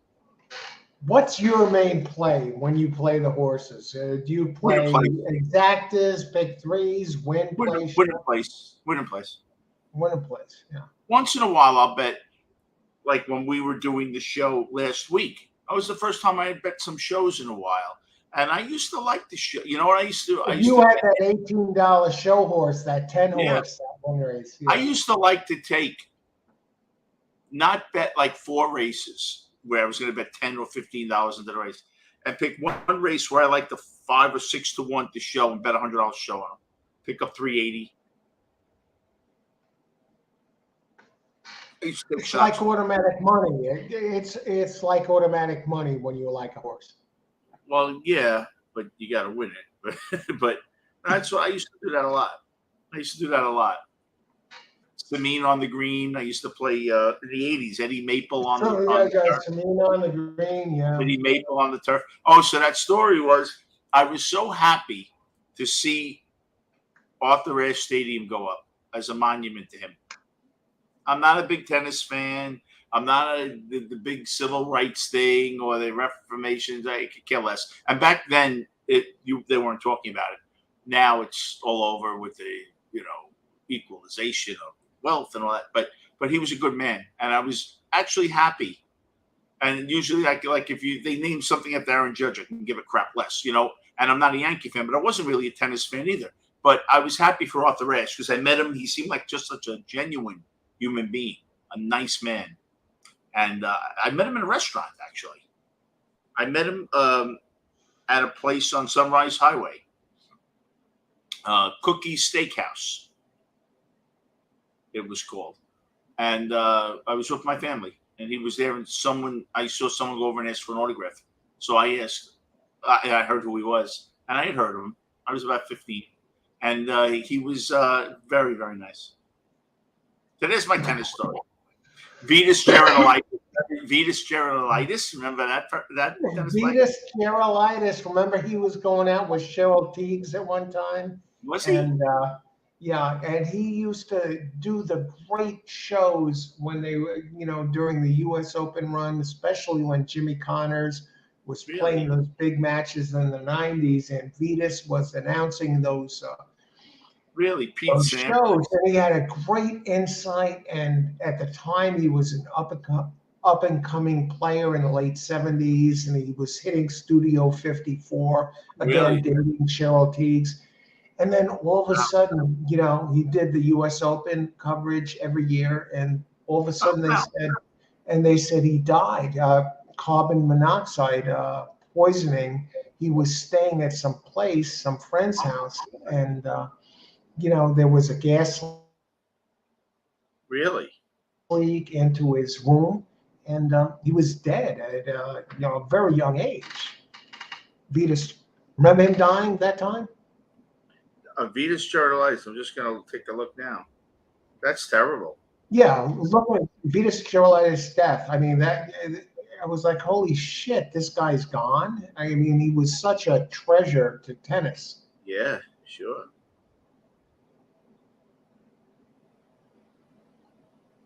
He won men's double at Wimbledon. He died in 1994 in Southampton. He was from Brooklyn, New York. Oh, really? Yeah. East Farmingdale. He was a great player, and not the best player, but he was great. He went to Archbishop Malloy High School. He went to Malloy. Schools. I didn't realize that. I He's didn't know buried he in was from Brooklyn or from, went to St. Malloy. Charles. He's buried where my sister is. That's in East Farmingdale.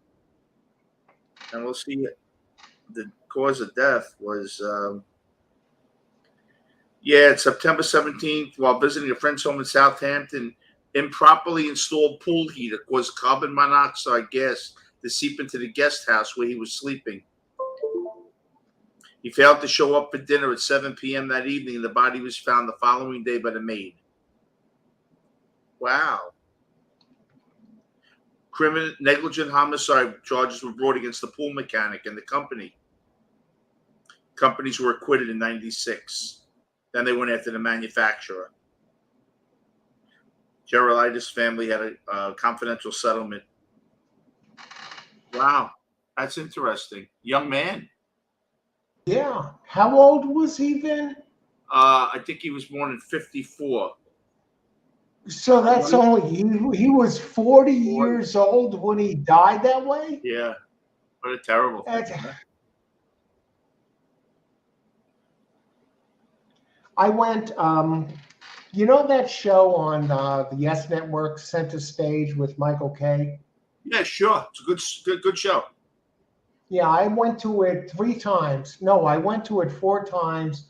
And one time I actually showed up on TV commenting on the show. They still show the replays so you can see it when Jimmy Connors was the guest. And, I commented on Jimmy Connors. I went to Center Stage when I saw it once in 2002 when Chris Everett was the guest.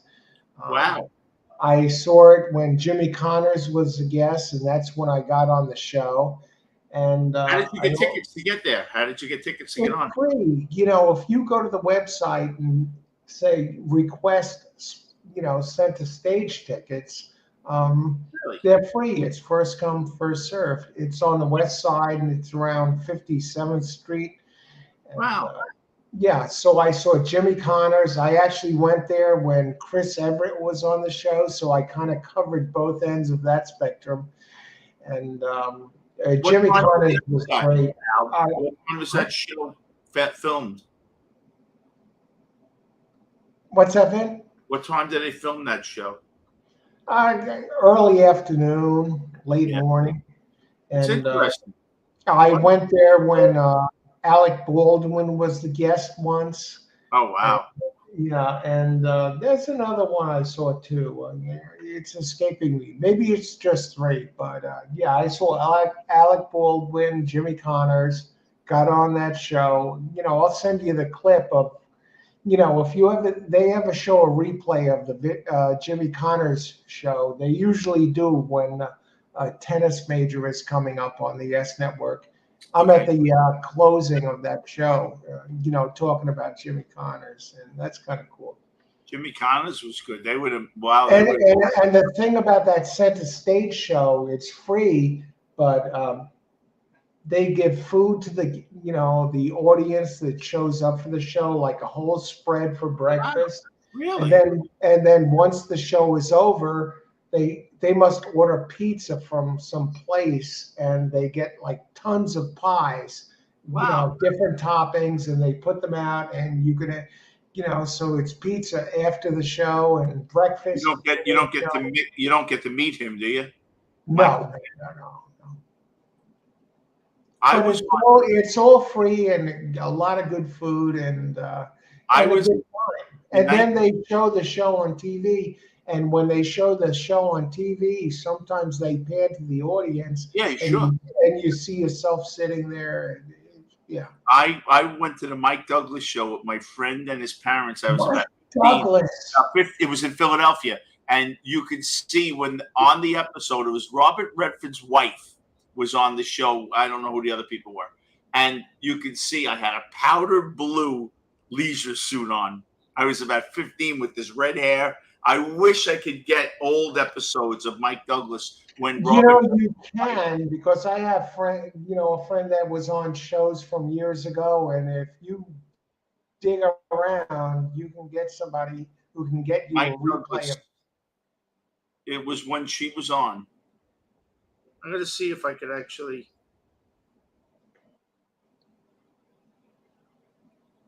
I don't know why his wife would be on. But I remember we drove to Philadelphia early in the morning. He was good.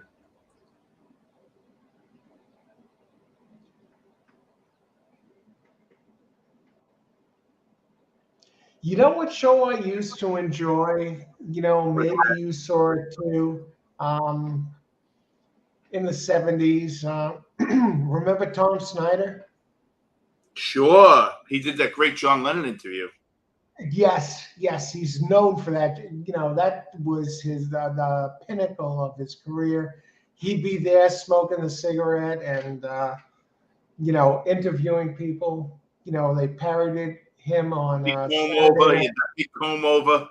Yeah, they parodied him on Saturday Night Live, and yes. Yeah, he was a great interviewer. I love that John Lennon interview. When John Lennon was murdered that night, they redid an interview from 1975. Tom Snyder was a good interviewer. I liked him. I remember the night that John Lennon got murdered, and I think it was WPLJ or WNEW. They were playing a Doors they were playing a Doors A to Z thing special. I remember NEW, The River was playing when he got killed. Wow, I just got chills. I went that night. I was 18, 19. My friend called me. We were watching Monday Night Football. I had bet the game, and I remember in the bathroom, my friend called me, and it was odd because it was like must have been about 10 to 11 or so. And he calls me. He says, John Lennon got killed. He got murdered. I said, what are you talking about? He goes, aren't you watching the football game? I said, no, I just stepped away for a second because we both bet the game. And my friend Mike lived near Borough Park, and we went down, and there were probably 3,000 people. We got there by 1 a.m., and it was misty. You went down there? Yeah, it was misty and cool. It was a real night, like a fall night. It was like 50 degrees, misty, like a chill in the air. You could see your breath and all that. And and it went crazy, and people started coming in droves. And we got out of there about 6 o'clock in the morning. But it was, everyone was crying. I didn't cry. I love the Beatles, my God. But the people crying, you would almost think that a family member died. Al, I swear to you, people were sobbing like you. I can't imagine if you walked into an emergency room and said, I'm sorry, your father didn't make it. I saw people crying that would cry that hard for that. It was just, it's an end of an era. I think it's an end of your youth. When you grow up in the 60s and he's taken away from you, you're not a kid anymore. Tomorrow morning, you have to get up and say, I'm the older person at the table now. I can't act like a kid anymore because this illustrates that I'm not a kid anymore. That time is over. And it breaks people's hearts because you have to live with the fact that you are mortal. And it's just the way it happened. Because think about it. In the biggest city in the world where this crime in the 70s was rampant, this was only 1980, right out of the 70s. And people aren't used to murder and death where people are crying like that. I can see if you're in Idaho where there's one murder every 40 years. But here in the street where there's gunfire constantly, and in the 70s, it was bad. And a rock star gets killed. So are you really that shocked of the gunplay? No. There's bullets you hear it all the time. And go to the news on a Saturday night if you were in 1980. The city was crazy. But it was just how a part of you they took from you. And I always thought that. Yeah, and wait till McCartney goes. Oh my God. Not so much Ringo. When McCartney goes, it's the end of the Beatles. It's like talking about Vishnu or talking about Jesus if you're a rock fan. Paul McCartney is the 60s. Right. And as long as Paul McCartney is still alive, it's like the Beatles are still alive. He can sing Hey Jude, and he can do his shows. Yeah. And I agree.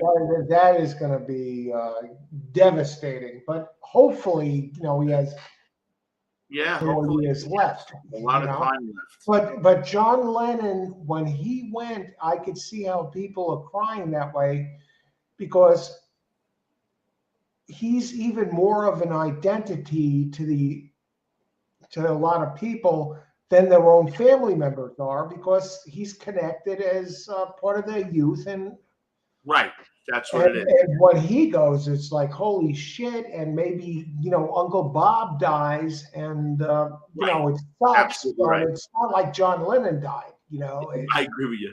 I agree with you.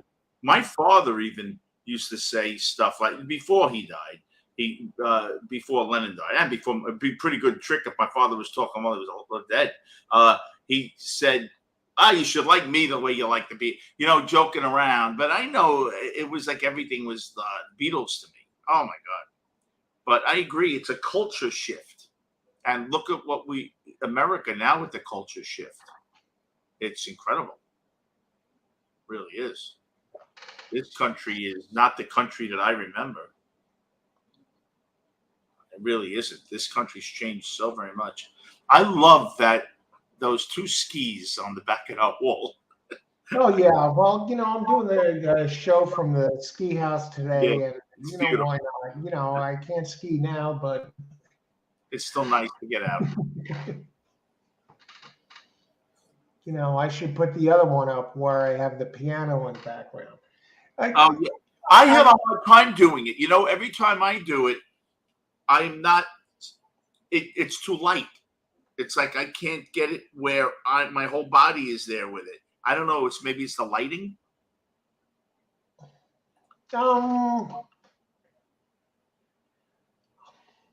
I have a tip for that. I'll let you know. I have to look it up. You have to click on something and it'll take care of that. Okay. I think I'll let you know. Okay. But there's a solution there. And I had one guy saying, with the piano background, and he said, Al, go back there and pound out something on the piano. Did you really? Yeah. But, it's just fun, Yeah, sure. Of course. Yeah. Of course. I don't know, what's come, the second race. I don't know how far away we are. We are from Parx 5 minutes. Oh, that's all. I can't believe, that one horse, geez. Try and beat the chalk. It's like, you play a daily double or a pick 3 and you spread like 6 wide in the race. Heavens forbid the chalk doesn't win. I know. That's why I'm thinking sports betting. I'm thinking, DraftKings. Just stay away from that James Conn angle where suddenly the guy's losing every fucking race. Did you see that? Every fucking bet. Yes, it's the best wagering sports, betting movie I think I've ever seen. Oh, unbelievable movie. The monkey. Give him a winner. Bet the Lakers will be off the ball by 6:15. Thank you. You know what movie really shook me to the core when I saw it the first time? And I was a kid. I was probably 12, 13, 14 years old. My parents would go to bed and I'd, sneak down and watch movies at 11, 12 at night. And the Cincinnati Kid with Steve McQueen. You ever see that? I never saw it. Then I won't give it away. Watch that movie. Good movie? The Cincinnati Kid, Steve McQueen. I'm not going to give it away. I wouldn't ruin it for you that way. But that movie shook me to the core. And this guy was the Cincinnati Kid. He was the apparently the best gin rummy player and up and coming. And Anne Margaret's in the movie. So the beautiful Anne Margaret. Anne Margaret, Carl Malden, and who's the other guy? Edward G. Robinson or something. Oh. And What a movie. Let me put the link up there. Yes, please. The Cincinnati Kid. Look, I'm going to Almost. actually look right now and see if it's available on the 90 streaming services that my son makes me pay for every month. I get a bill at the end of the month with these streaming services. I swear I have to claim bankruptcy next month. I have some from Netflix to Hulu to Peacock to this to that. But then when there's a movie I want to see, I thank him. In this movie, The Cincinnati Kid, who's in it? Steve McQueen, Edward G. Robinson, Anne I've heard Margaret, of it. I never saw it though. Carl Malden, Tuesday Weld. Oh, I love her. Oh God! And it gets an 86% Rotten Tomato rating. The Cincinnati Kid. Let's see if it's available. I could rent it. 1965. I can rent it for $2.99. Okay. See, Must I go watch. to Prime And Video. Vinny, I would love to hear. I'd love to hear what you have to say. I will about watch it tonight. it. And I You will be review it. riveted. You'll come on my channel. I will review a couple of old movies, and that'll be one of them. I had another one that I wanted to review. The one with Frank Sinatra, where he plays a cop in 1968. I didn't see that. What Maybe is in that? Cement or something. He played Tony Roma in two movies in 66 and 68. He played a cop. Okay, And, what's the name? I'm writing I it think down. Tony Roma, Woman in Cement Shoes, maybe? Tony Roma? Frank Sinatra, Woman in Cement Shoes. Let's see. I'll find it. Well, one of them I watched, and I'm going to do the Cincinnati Kid because that's 65. That's within the 5 years, and we will we'll talk about them because Oh, that sounds good. I'd be happy to join you. absolutely Tony Roma. Was it Give me Tony a Roma? day to get back from the ski house. Tony Rome. Tony Rome. I'm thinking of food. Tony Rome is okay. Yeah, Tony Rome, 1967. 1967 neo-noir mystery crime thriller directed by Gordon Douglas, starring Frank Sinatra, Jill St. John, Susan Lane, Jenna Rollins, the beautiful Jenna Rollins. Came out November 67, and the sequel was Lady in Cement about a year or two later. Lady in Cement. This is the one I saw, and I'm going to review this with the Cincinnati Kid, and you'll come on and we'll talk about them. Okay, absolutely. Yeah, I'd be happy. I do that stuff on my channel. I do gambling and movies, and I don't do drama. I don't have time for drama. If I wanted drama, I'd go back to work. I like here at Parx. I think They're in the gate here. I think the 5 will be rough to beat. 1-5. Yeah, 5 is very rough, but I think the 1 is very rough too. And they opened at longer odds, and the public saw right through the odds maker, and they bet them right down to 2-1 and 8-5. Really? Yeah. Let me see. I want to see what you sent me here. Did it go off yet, Parx? No, the last horse is loading. They have trouble loading the horses at Parx, it seems, for some reason. There they go. The 5. The 5 had a nice. 5's a nice horse. We'll see.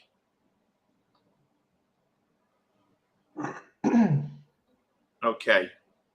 So they're off. The 3 made the lead at 40-1. The 7 horse right on his flank at 6-1, followed by the 1 up the rail. The 4 is sitting right to the outside. The 5 is sitting 5th, about 6 lengths out. Yeah, right. Stop the race. It would be a great payout. Those are my numbers, 3-7. My son's birthday. Oh yeah. I always play 307. I don't play numbers often. I hope you played it here. I mean, they look pretty good so far. They really do. I played the 5. I think the 5's just. 4's coming. I mean, the 5's right behind the 4. The 4 is going to pull out now. We had a 3 shot. The 4 and the 5's following, and the 7's going back. It's going to be the 4 and the 5. Because I don't I'll have tell any. you, 4 or 5 is a hell of an exacta. 3 is staying tough. The 6 under an all-out drive on the outside of the 5. I don't think he's going to. The 3 is fighting back, Vinny. He really is. The 5 just asserted himself. The 1 took the rail. The 5 2 and 5. Okay, we called it right there. 1-5-2. All right, the 5 are in a good race. And 1-5 is going to pay a grand total of what? $4. You might have to give them money. Yeah, 1-5 exacta. It pays 5-2. Yeah, it's almost like break even. You'll get some pocket change. Yeah. 5-1 would have been 2-1. 1-5, 5-2. 5 feet. Oh, the 5 they made 4 or 5. Did you ever see that movie with Robin Beatty? Warren Beatty. Lilith was the name of the movie. Black and white film.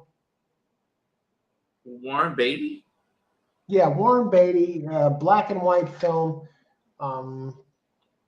Was from the early 60s. He plays this guy that some drifter that gets a job at a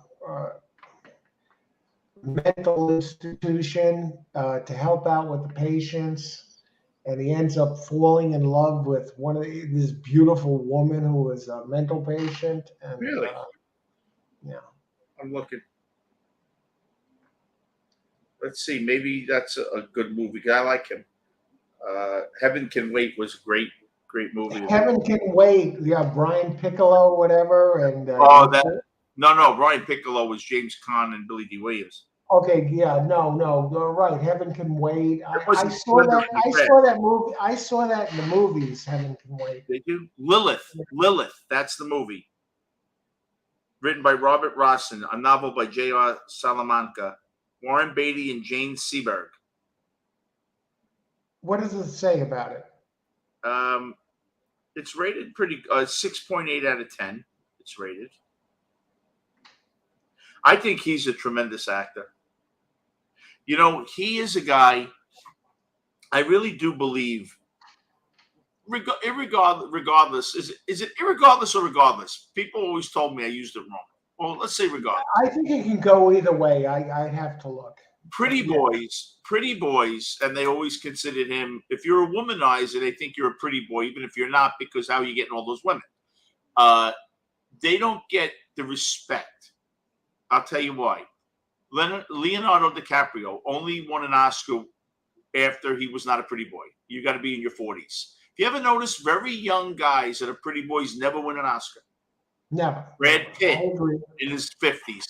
They make you wait because they want to see if it's just the box office is just because you're a pretty boy. And Warren Beatty was a really good actor who always had the reputation of being a player. And I think that hurt him because I don't think he was taken seriously. Because look at the movies he did. Okay, Shampoo was a kind of a ridiculous movie. You know what? Let me stop you for a second, Vin, and then we'll go right back. Warren Beatty has a special place in my heart because the first R-rated movie I ever snuck into and saw as a kid was Shampoo with Warren Beatty. Goldie Hawn. Yes, that's my first R-rated movie. I went to the theater. Shampoo. That was 1975. That was. Listen, this is a guy that's been in Splendor in the Grass. Oh my God, that should be an instant Bonnie and Clyde. He's been in Bonnie and Clyde. Another award. He's been in the parallel. He's been in Reds. Bugsy, Dick Tracy, Ishtar. Okay, so some of them are okay, but Reds was a good movie. He was good. He's just, I think, a player. He was in a movie, The Fortune, which was very good in 1975, with the same year as Shampoo. They must have done them both. It's a black comedy with Jack Nicholson, Mike Nichols, who was always that kind of a wealthy young heiress, played by Stockton Channing. It was her first starring role, Stockton Channing, and then she got Grease. couple of years later. She's an under. She's been in some good. She's parts. an award-winning. I never realized how acclaimed she was. She's got a lot of awards. Saka Channing's a good singer. She's good. I saw her on Broadway. I saw Grease on Broadway with Adrian Zmed. Zed, is that his name? Zmed? In the 90s. Yes, yeah. And she was in it. She was in it. She's very She was talented. still doing Grease back in the 90s? Yeah, Broadway play. Yeah. He was in it. Did Warren Beatty ever win an Academy Award? I would guess not. It's surprising. If he was going to win one, it should have been with Splendor in the Grass, which was a terrific movie, and Bonnie and Clyde. I mean, he was great in both of them. Faye Dunaway was great in that. Oh my God, she is Warren Beatty. Okay, you got an AFI Lifetime Achievement Award. Well, me and you are going to get one in 10 years. Everybody gets that now. He won. He directed Reds. He starred and directed in it. He won the Academy Award for Best Director. He won the Golden Globe for Heaven Can Wait. Heaven Can Wait was a very underrated movie, 1979. That was such a good movie, such a good story. Remember the end of that movie, Vinny, and you were like hoping they would make a connection and see who they were. Yeah, I love Rip Torn. Yeah, he's won one Academy Award. He's been nominated 14 times. He's won 3 Golden Globes. 8 of the films he has produced have earned more than 53 Academy Award nominations. That's pretty good. Dick Tracy. I remember seeing him in Dick Tracy. Heaven Can Wait was a good movie. The acting was good in Heaven Can Wait. Shampoo was funny. I remember Julie Christie. I don't remember much about the movie. I just remember getting in there, and at the time, I didn't even really watch it that closely. It was just such a, that I got in there. Yeah. He's Shirley MacLaine's brother. You know what's funny about that? Shirley MacLaine, no knock. Well, she's kind of a bit of a dog, and she has this brother that is like so good looking. It's she was cute, like she was cute when she was like 20. Yeah, Irma LaDuce with Jack Lemmon. She was cutesy back then. The Apartment, 1961, 62. She was a kid. But no, I agree with you. You know who was a fabulous actor that you never hear? Maybe it's because he's an old-time actor. Jack Lemmon. Man, he was some actor. Oh, yeah, he was tremendous. What a tremendous actor he was. He was a lot of fun. And what was that movie where his kid was like a slouch or something that was hanging around the house? And I don't remember. I remember a movie in he played the father, and the son was like, "Yeah, I'm going to make $1 million someday," and this and that. And the kid's always hanging around by the pool. And Jack Lemmon was the father. And then, of course, you have the one with Tony Curtis and Marilyn Monroe. He was Billy Wilder's kid. Billy Wilder, the director. He was in Irma LaDuce. He was in Some Like It Hot, The Apartment. He was a great. The Apartment was a great movie. Great movie. Yeah, the great. Who was the guy? My Three Sons. Fred McMurray. He was in that. Very, very good actor. Very good actors in that. The Apartment, I think, was. The Apartment was right after Some Like It Hot. I think that was the. Then he did Irma LaDuce. Then he started doing stuff with Walter Matthau. I think The Fortune Cookie was the first movie he ever did with him. They became great friends. But Jack Lemmon, big time actor. I mean, Academy Award. He did that movie Save the Tiger. He won the Oscar for it. He did. I never saw that. I haven't seen many Jack Lemmon movies, but the ones I've seen him in, he's been tremendous. Missing. In all of them. He's tremendous in all of them, and you don't see him. He's very believable. Yes, he's an everyman kind of he's a good-looking everyman kind of way. He's won. Jack Lemmon has won. The Academy, Saving the Tiger, 1974. He won the Best Actor for that. Holy crap! I didn't realize that. He won a Primetime Emmy with Missing Tuesdays with Maury. I thought he won more than one Academy Award. Honestly, I thought he won more than that.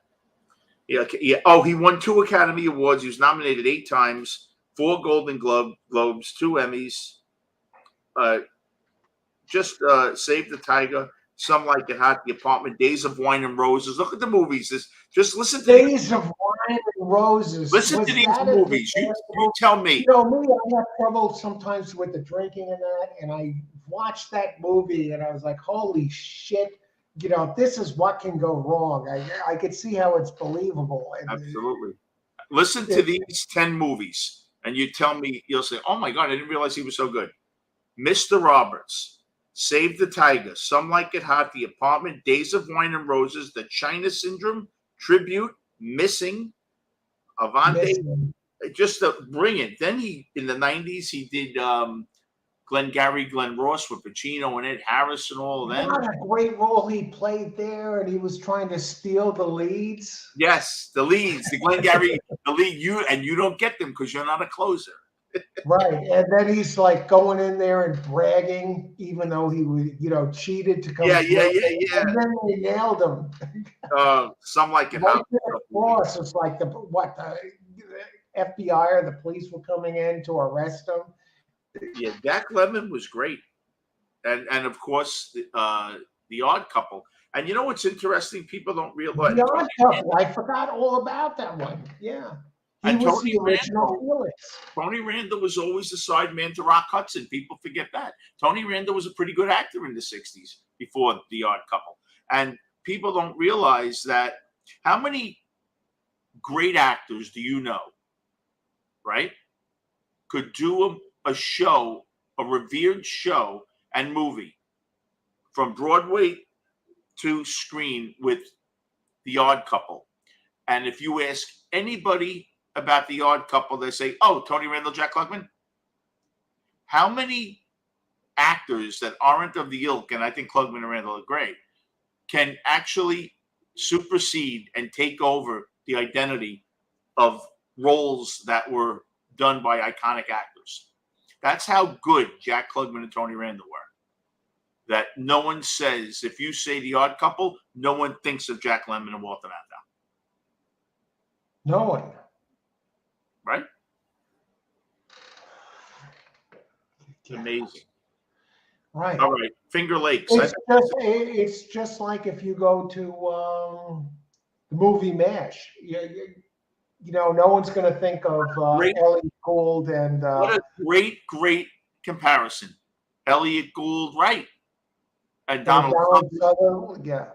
What a great comparison. You see, you're right. And I don't know if it's okay. You could say, well, MASH was on 11 years or whatever. Odd Couple was only on 5. So Odd Couple was only 5? Yeah, from 70 to 75. Yeah, right after The Odd Couple, Klugman and Tony Randall went and did it in London on the stage, and then he did Quincy. He started Quincy late 76. Yeah, see, when I think Jack Klugman, I'll never think Quincy. I mean, it's... No, but he was great in it. Yeah, he was. Actually, he's the guy that played Speed in The Odd Couple. He was the police detective in Quincy, Gary Wahlberg. Klugman offered Tony Randall a couple of guest spots where it would have been like a continuation, part 1, part 2, where it would have been a really serious thing where he was a doctor and he was killing people, and he wouldn't do it. Tony Randall said, Jack, this is your show. He said, and now we're going to have Gary Wahlberg and me, and it's going to look like a reunion. And he did it for him, Klugman. They were best friends. When Klugman had his operation and lost part of his vocal cord, Tony Randall was at the bedside, and he said, how am I going to ever work again? And he said, when you're right, I'll find the venue for you. He said, let's face it, Jack, you never sounded like Richard Burton. He said that to him at his bedside. I read the Richard book, Burton. Yes, and Elizabeth. and he owned the National Actors Theater, Tony Randall, out of his own pocket, because he owned part of the Odd Couple show. He owned part of that show. So he found the venue, Three Men on a Horse, in '93. I went to see it, and at the end of that movie, at the end of the show, the Broadway show, they did a skit from the Odd Couple, and it was great, really great. Now I'm going to shift gears just for Academy Go ahead. Awards. What did you think about that? Was that a feel-good? We'll go back to, I think it was like 98 or something, 1998. Was that a feel-good story or what? When the two young kids, Ben Affleck and what's his buddy's name? Oh, Ben Matt Affleck. What's the guy's name? Damon. Ben Affleck and Matt Damon won Academy Awards for Good Will Hunting. That's Is that a great. feel-good story or what? That really was. That set them, and they never lived up to those accolades. You know, you're in your 20s. Never again. They never came close. And I got to tell you, well, he buries himself with these Born Identities and all these movies. Although he was great in that movie. What was that movie with Wahlberg and Jack Nicholson in Boston? Oh yeah, The Undeparted, or he what was the good. hell? Yeah, he was good. Jack Nicholson was like the mob boss or something. Yeah, Damon was good in that. But Ben Affleck, I think, is very good. I think Affleck is good. I think you know what? I think Affleck is better than Damon. Some might say he's kind of wooden like Keanu Reeves, but I think he's entertaining and funny. He is a bit stiff. He is a bit wooden. But I have to tell you that I think it's like anything. You have a window to really succeed. And sometimes the window closes, and you just don't ever have the opportunities that you had. Because actors for 7 years are hot out. It's usually 7 years. Look at the actors they tried to make big. I could give them to you in the last 20 years. Go ahead. Actors that they tried to make big. Tobey Maguire. I can't deal with him. Cider House Rules. That's the worst movie I ever sat through on a damn day. Matthew McConaughey, which they did. Ryan Gosling. You had guys. Matthew McConaughey is kind of tough to deal with. Go ahead. Guys usually have. Ryan Gosling. What? What's he? The Notebook or something? What? I think so. He's been in a bunch of things. You have the first three I can't deal with. Go ahead. And then you have women that they tried to. Renelle Zellweger. You know who I think is a great actor and a lot of fun? And who's that? Bradley Cooper. Oh, he's great, Bradley Cooper. Bradley He- Cooper purposely gained weight to do that sniper because he wanted to get away from the comedy. As far as he wanted to change his appearance too.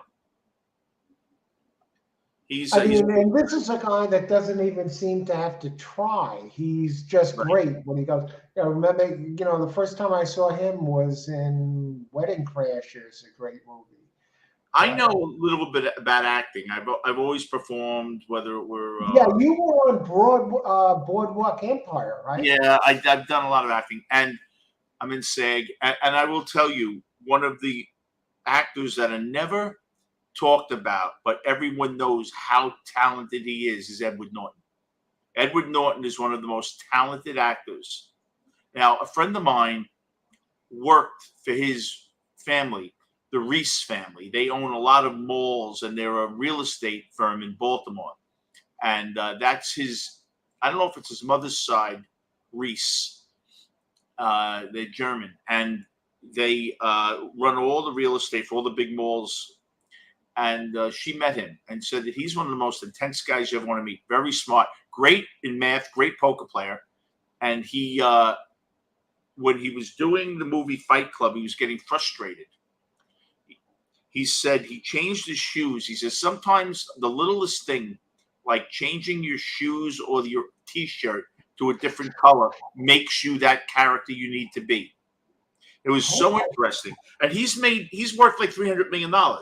He came out with something on the internet. I don't know if it's a game or whatever. He's worth like $300 million. And you played poker with him. You sat next to him, right? I said I didn't play with him. I was sitting with my friend. My friend was playing. He was a very nice guy, Edward Norton. We were at the Bellagio. He was real nice. He's good friends with you know who he plays with? The hell's his name? Jack Black. Jack Black. Okay, yeah. Jack Black. I'm going to divert just for a second. Did you ever see that movie? Did you ever see that movie with Jack Black, The Holiday, with Cameron Diaz? The Holiday, it was called. The Holiday, and the other guy, Jude Law, and I'm not sure. Kate Winslet. Oh wait, where one takes someone's house for a couple of months from London?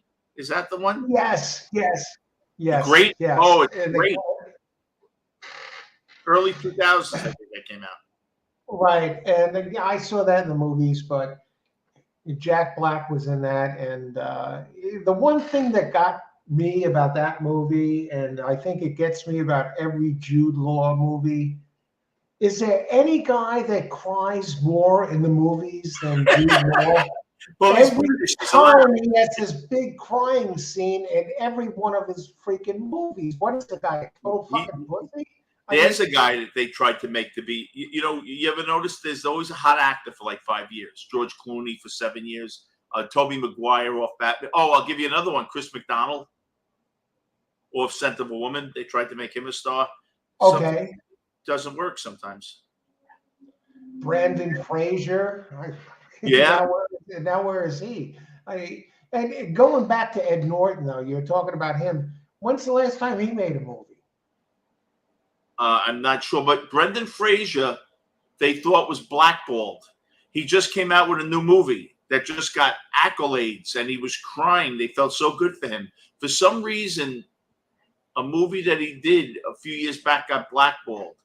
But he's back, and they said he did a great job.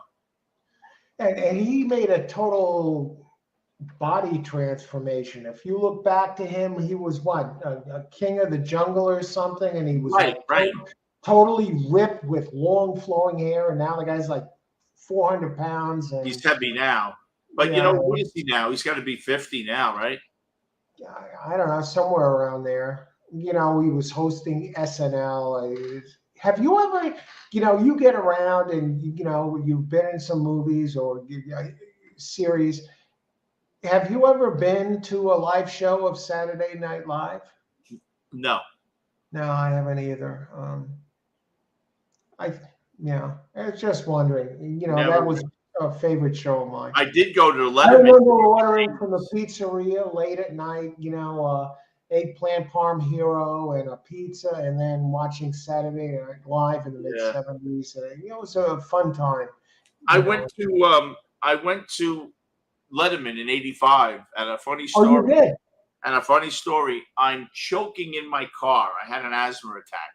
I'm in the passenger seat. Sue Simmons walks by and says, you better take care of that, right? I see Sue Simmons 12 years later at the face-to-face concert in L.A. Billy Joel and Elton John. She's sitting next to me. And now, when was that? When was that? 94? 97. 97 at the Forum, the Staples Center. And I said to her, you're never going to believe this, and you'll never remember this, but I met you 12 years ago. I was coughing in the street. You were in a car. That's what she said. She remembered me. She remembered you. Remembered me. Very nice woman, because we sat there. I actually went and got her a water bottle. And she was real nice, Sue Simmons. Well, you know who was with us? Chuck Scarborough, Sue Simmons, Courtney Cox, and the hell is the guy's name? An actor, Del Rooney. I love that guy. Yeah, he was there too. He was there. You met him? Uh-huh. He was was. nice.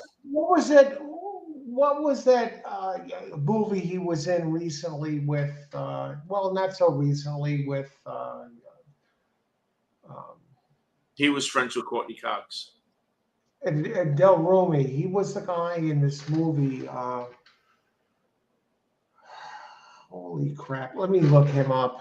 And I think you might want to comment on this movie. I saw him once in a movie where he was like a paid date. Was it with Sandra Bullock? Might have been that movie I saw. No. Okay, what's the name? Not Glenn Close. What's the other one that's like her? Meryl Streep? Yeah, exactly. Okay, yeah. You called it, Ben. The one that's like her. I mean, how many roles do you think Glenn Close lost because of Meryl Streep? I was going to ask you about that. I'm sure. Has she ever won an Academy Award? I know she's been nominated a million times. I'm sure she has. Glenn Close. Yeah, but has she won? That's the question. Let's look. Glenn Close is super talented. She was very good in Damages. Oh, here, awards. Did she ever win? Let's see. She's won Emmys, Tony Awards, Golden Globes. I don't think she ever won an Oscar. That is sick. And how many times has she been nominated? She's been nominated 8 times, no Academy Awards, 3 Golden Globes, 16 nominations. She's won other awards. Yeah, that is amazing. And now you wonder if Meryl Streep wasn't around, if her career trajectory would have been a bit different. Because I have to think that they competed early on for roles. Now, Meryl Streep, on the other hand, just incredible lifetime of work.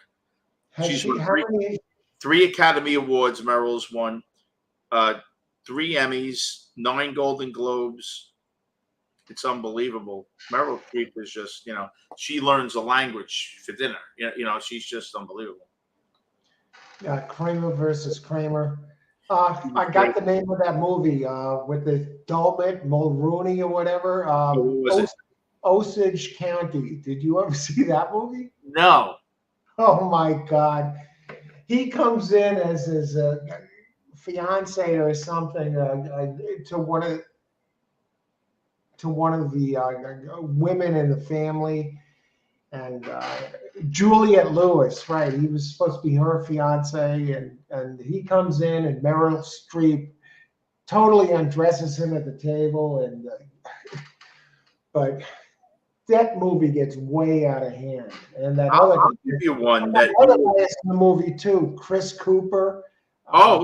Chris Cooper's good. Yeah, what a fun movie, and I think that was up for something. But total family dysfunction to the max. Do you know? You're not going to believe this. Do you know which woman has the most Emmys for TV? Suzanne Lucci. Dreyfus won 8 times in a row. From Seinfeld. And she has, for Veep, and she has 9. Can you imagine? Jesus. I never heard of these roles. She's terrific. What do you think about Jerry Seinfeld? He's closing in on a $1 billion net worth right now. That's amazing. Seinfeld. I never liked him. Yeah, he is kind of overrated, but for some reason, I think so. He just hooked in. I thought he was better at stand-up, in the beginning of his career than he was on his shows, and he is now. Yeah, he is pretty funny. I'll give him that. I think he's funny. What's going on with this, the racing? What are we like? We 8 were races talking through behind it. here? Parx just went off. Okay, well, I gave a few horses here in this race. Looks like there's a bunch of scratches I and think it was probably. 2 maybe that won. I know I like the 6. I went right in the shitter. Is it over? Yeah. What's the order here? I'm looking. Hold on.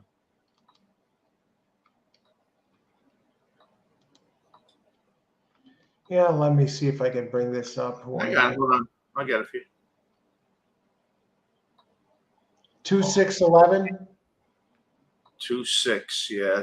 No, the 6 wasn't second, was it? I had the 6 to win. What's with this 9? Okay. 2, 9. Well, I had the 2, but I would have had the damn pick 3 if not for that other screwed up horse. The 6. I'm surprised that the 6 wasn't there. To tell you the truth. Yeah, that's crazy. Even money. There used to be a guy that used to come into my chat, James Brown. Haven't seen him in a very long time. Really nice fellow. And he told me that Parx was investigated. There was so much clowning around going on there. It's what I hear, and I hear that from inside sources. No names, but go ahead. I just won at Thistletown. I have a 3-1 box, and I'm going to get screwed out of the exacta, I think. No, I held on. I like the 3 horse. He went off at 6 to 1, half legend. I bet 10 and 10 on him in a $5 box. So I made my money for the day. So I will tell you though, movies, and that's why I like to talk about other things other than horse racing. Because people think like gamblers. No, we're not. We like it, but we know other things, people. So other people. So tell your friends about Al because he's a very learned guy. As you can tell he knows about everything. But yeah, movies to me, I always love Pacino and De Niro. But you know what? They're old now. They're not in anything anymore. I have no, I don't want to see Al Pacino screaming around as an 80-year-old. I love the guy, and there's no new actors or actresses that I like now. So kind of like now it's over for me. It's no one where I could say, oh, I can't wait till their movie comes out. I don't care. James Woods. I love James Woods. James Woods. Did you ever see that movie, The Boost, with Sean Young? Yeah. That's one of my favorite movies. I talk about it all the time. I love that movie. Oh my God, is that good? Oh, that is good. And he pushes us down the stairs. I was like, oh my God, it convinced him any words. Movie. Stephen Hill. Let me buy you a drink. Oh, I love that. That's a great movie. 88. That came out. That was the role she got after doing Wall Street. Yes. James Woods is great, but he's a little blackballed because of his political beliefs. But Sean Young got blackballed for stalking James Woods. She's a nut. Yeah, she's a nut. She came to a party. She wanted to be Batman in the Batman movie. And I have to tell you, I could see her as not Batman, Catwoman. I could see her as Catwoman. She went to a cocktail party fully dressed to try to convince the producer and the director. She's over the top. And James Wood, how about him in that movie with Videodrome? Remember that? The Onion Fields started it for him. Yeah, he is so intense. I mean, what a great actor. Even in that movie with Stallone, the one where he was a bomb expert or something. Yeah, he's just so good. And Sharon Stone was in that movie, and Eric Roberts. And his TV series that he was in, he played an attorney. What was the name of the movie? The show for a couple of seasons it ran. I forget. He played an attorney.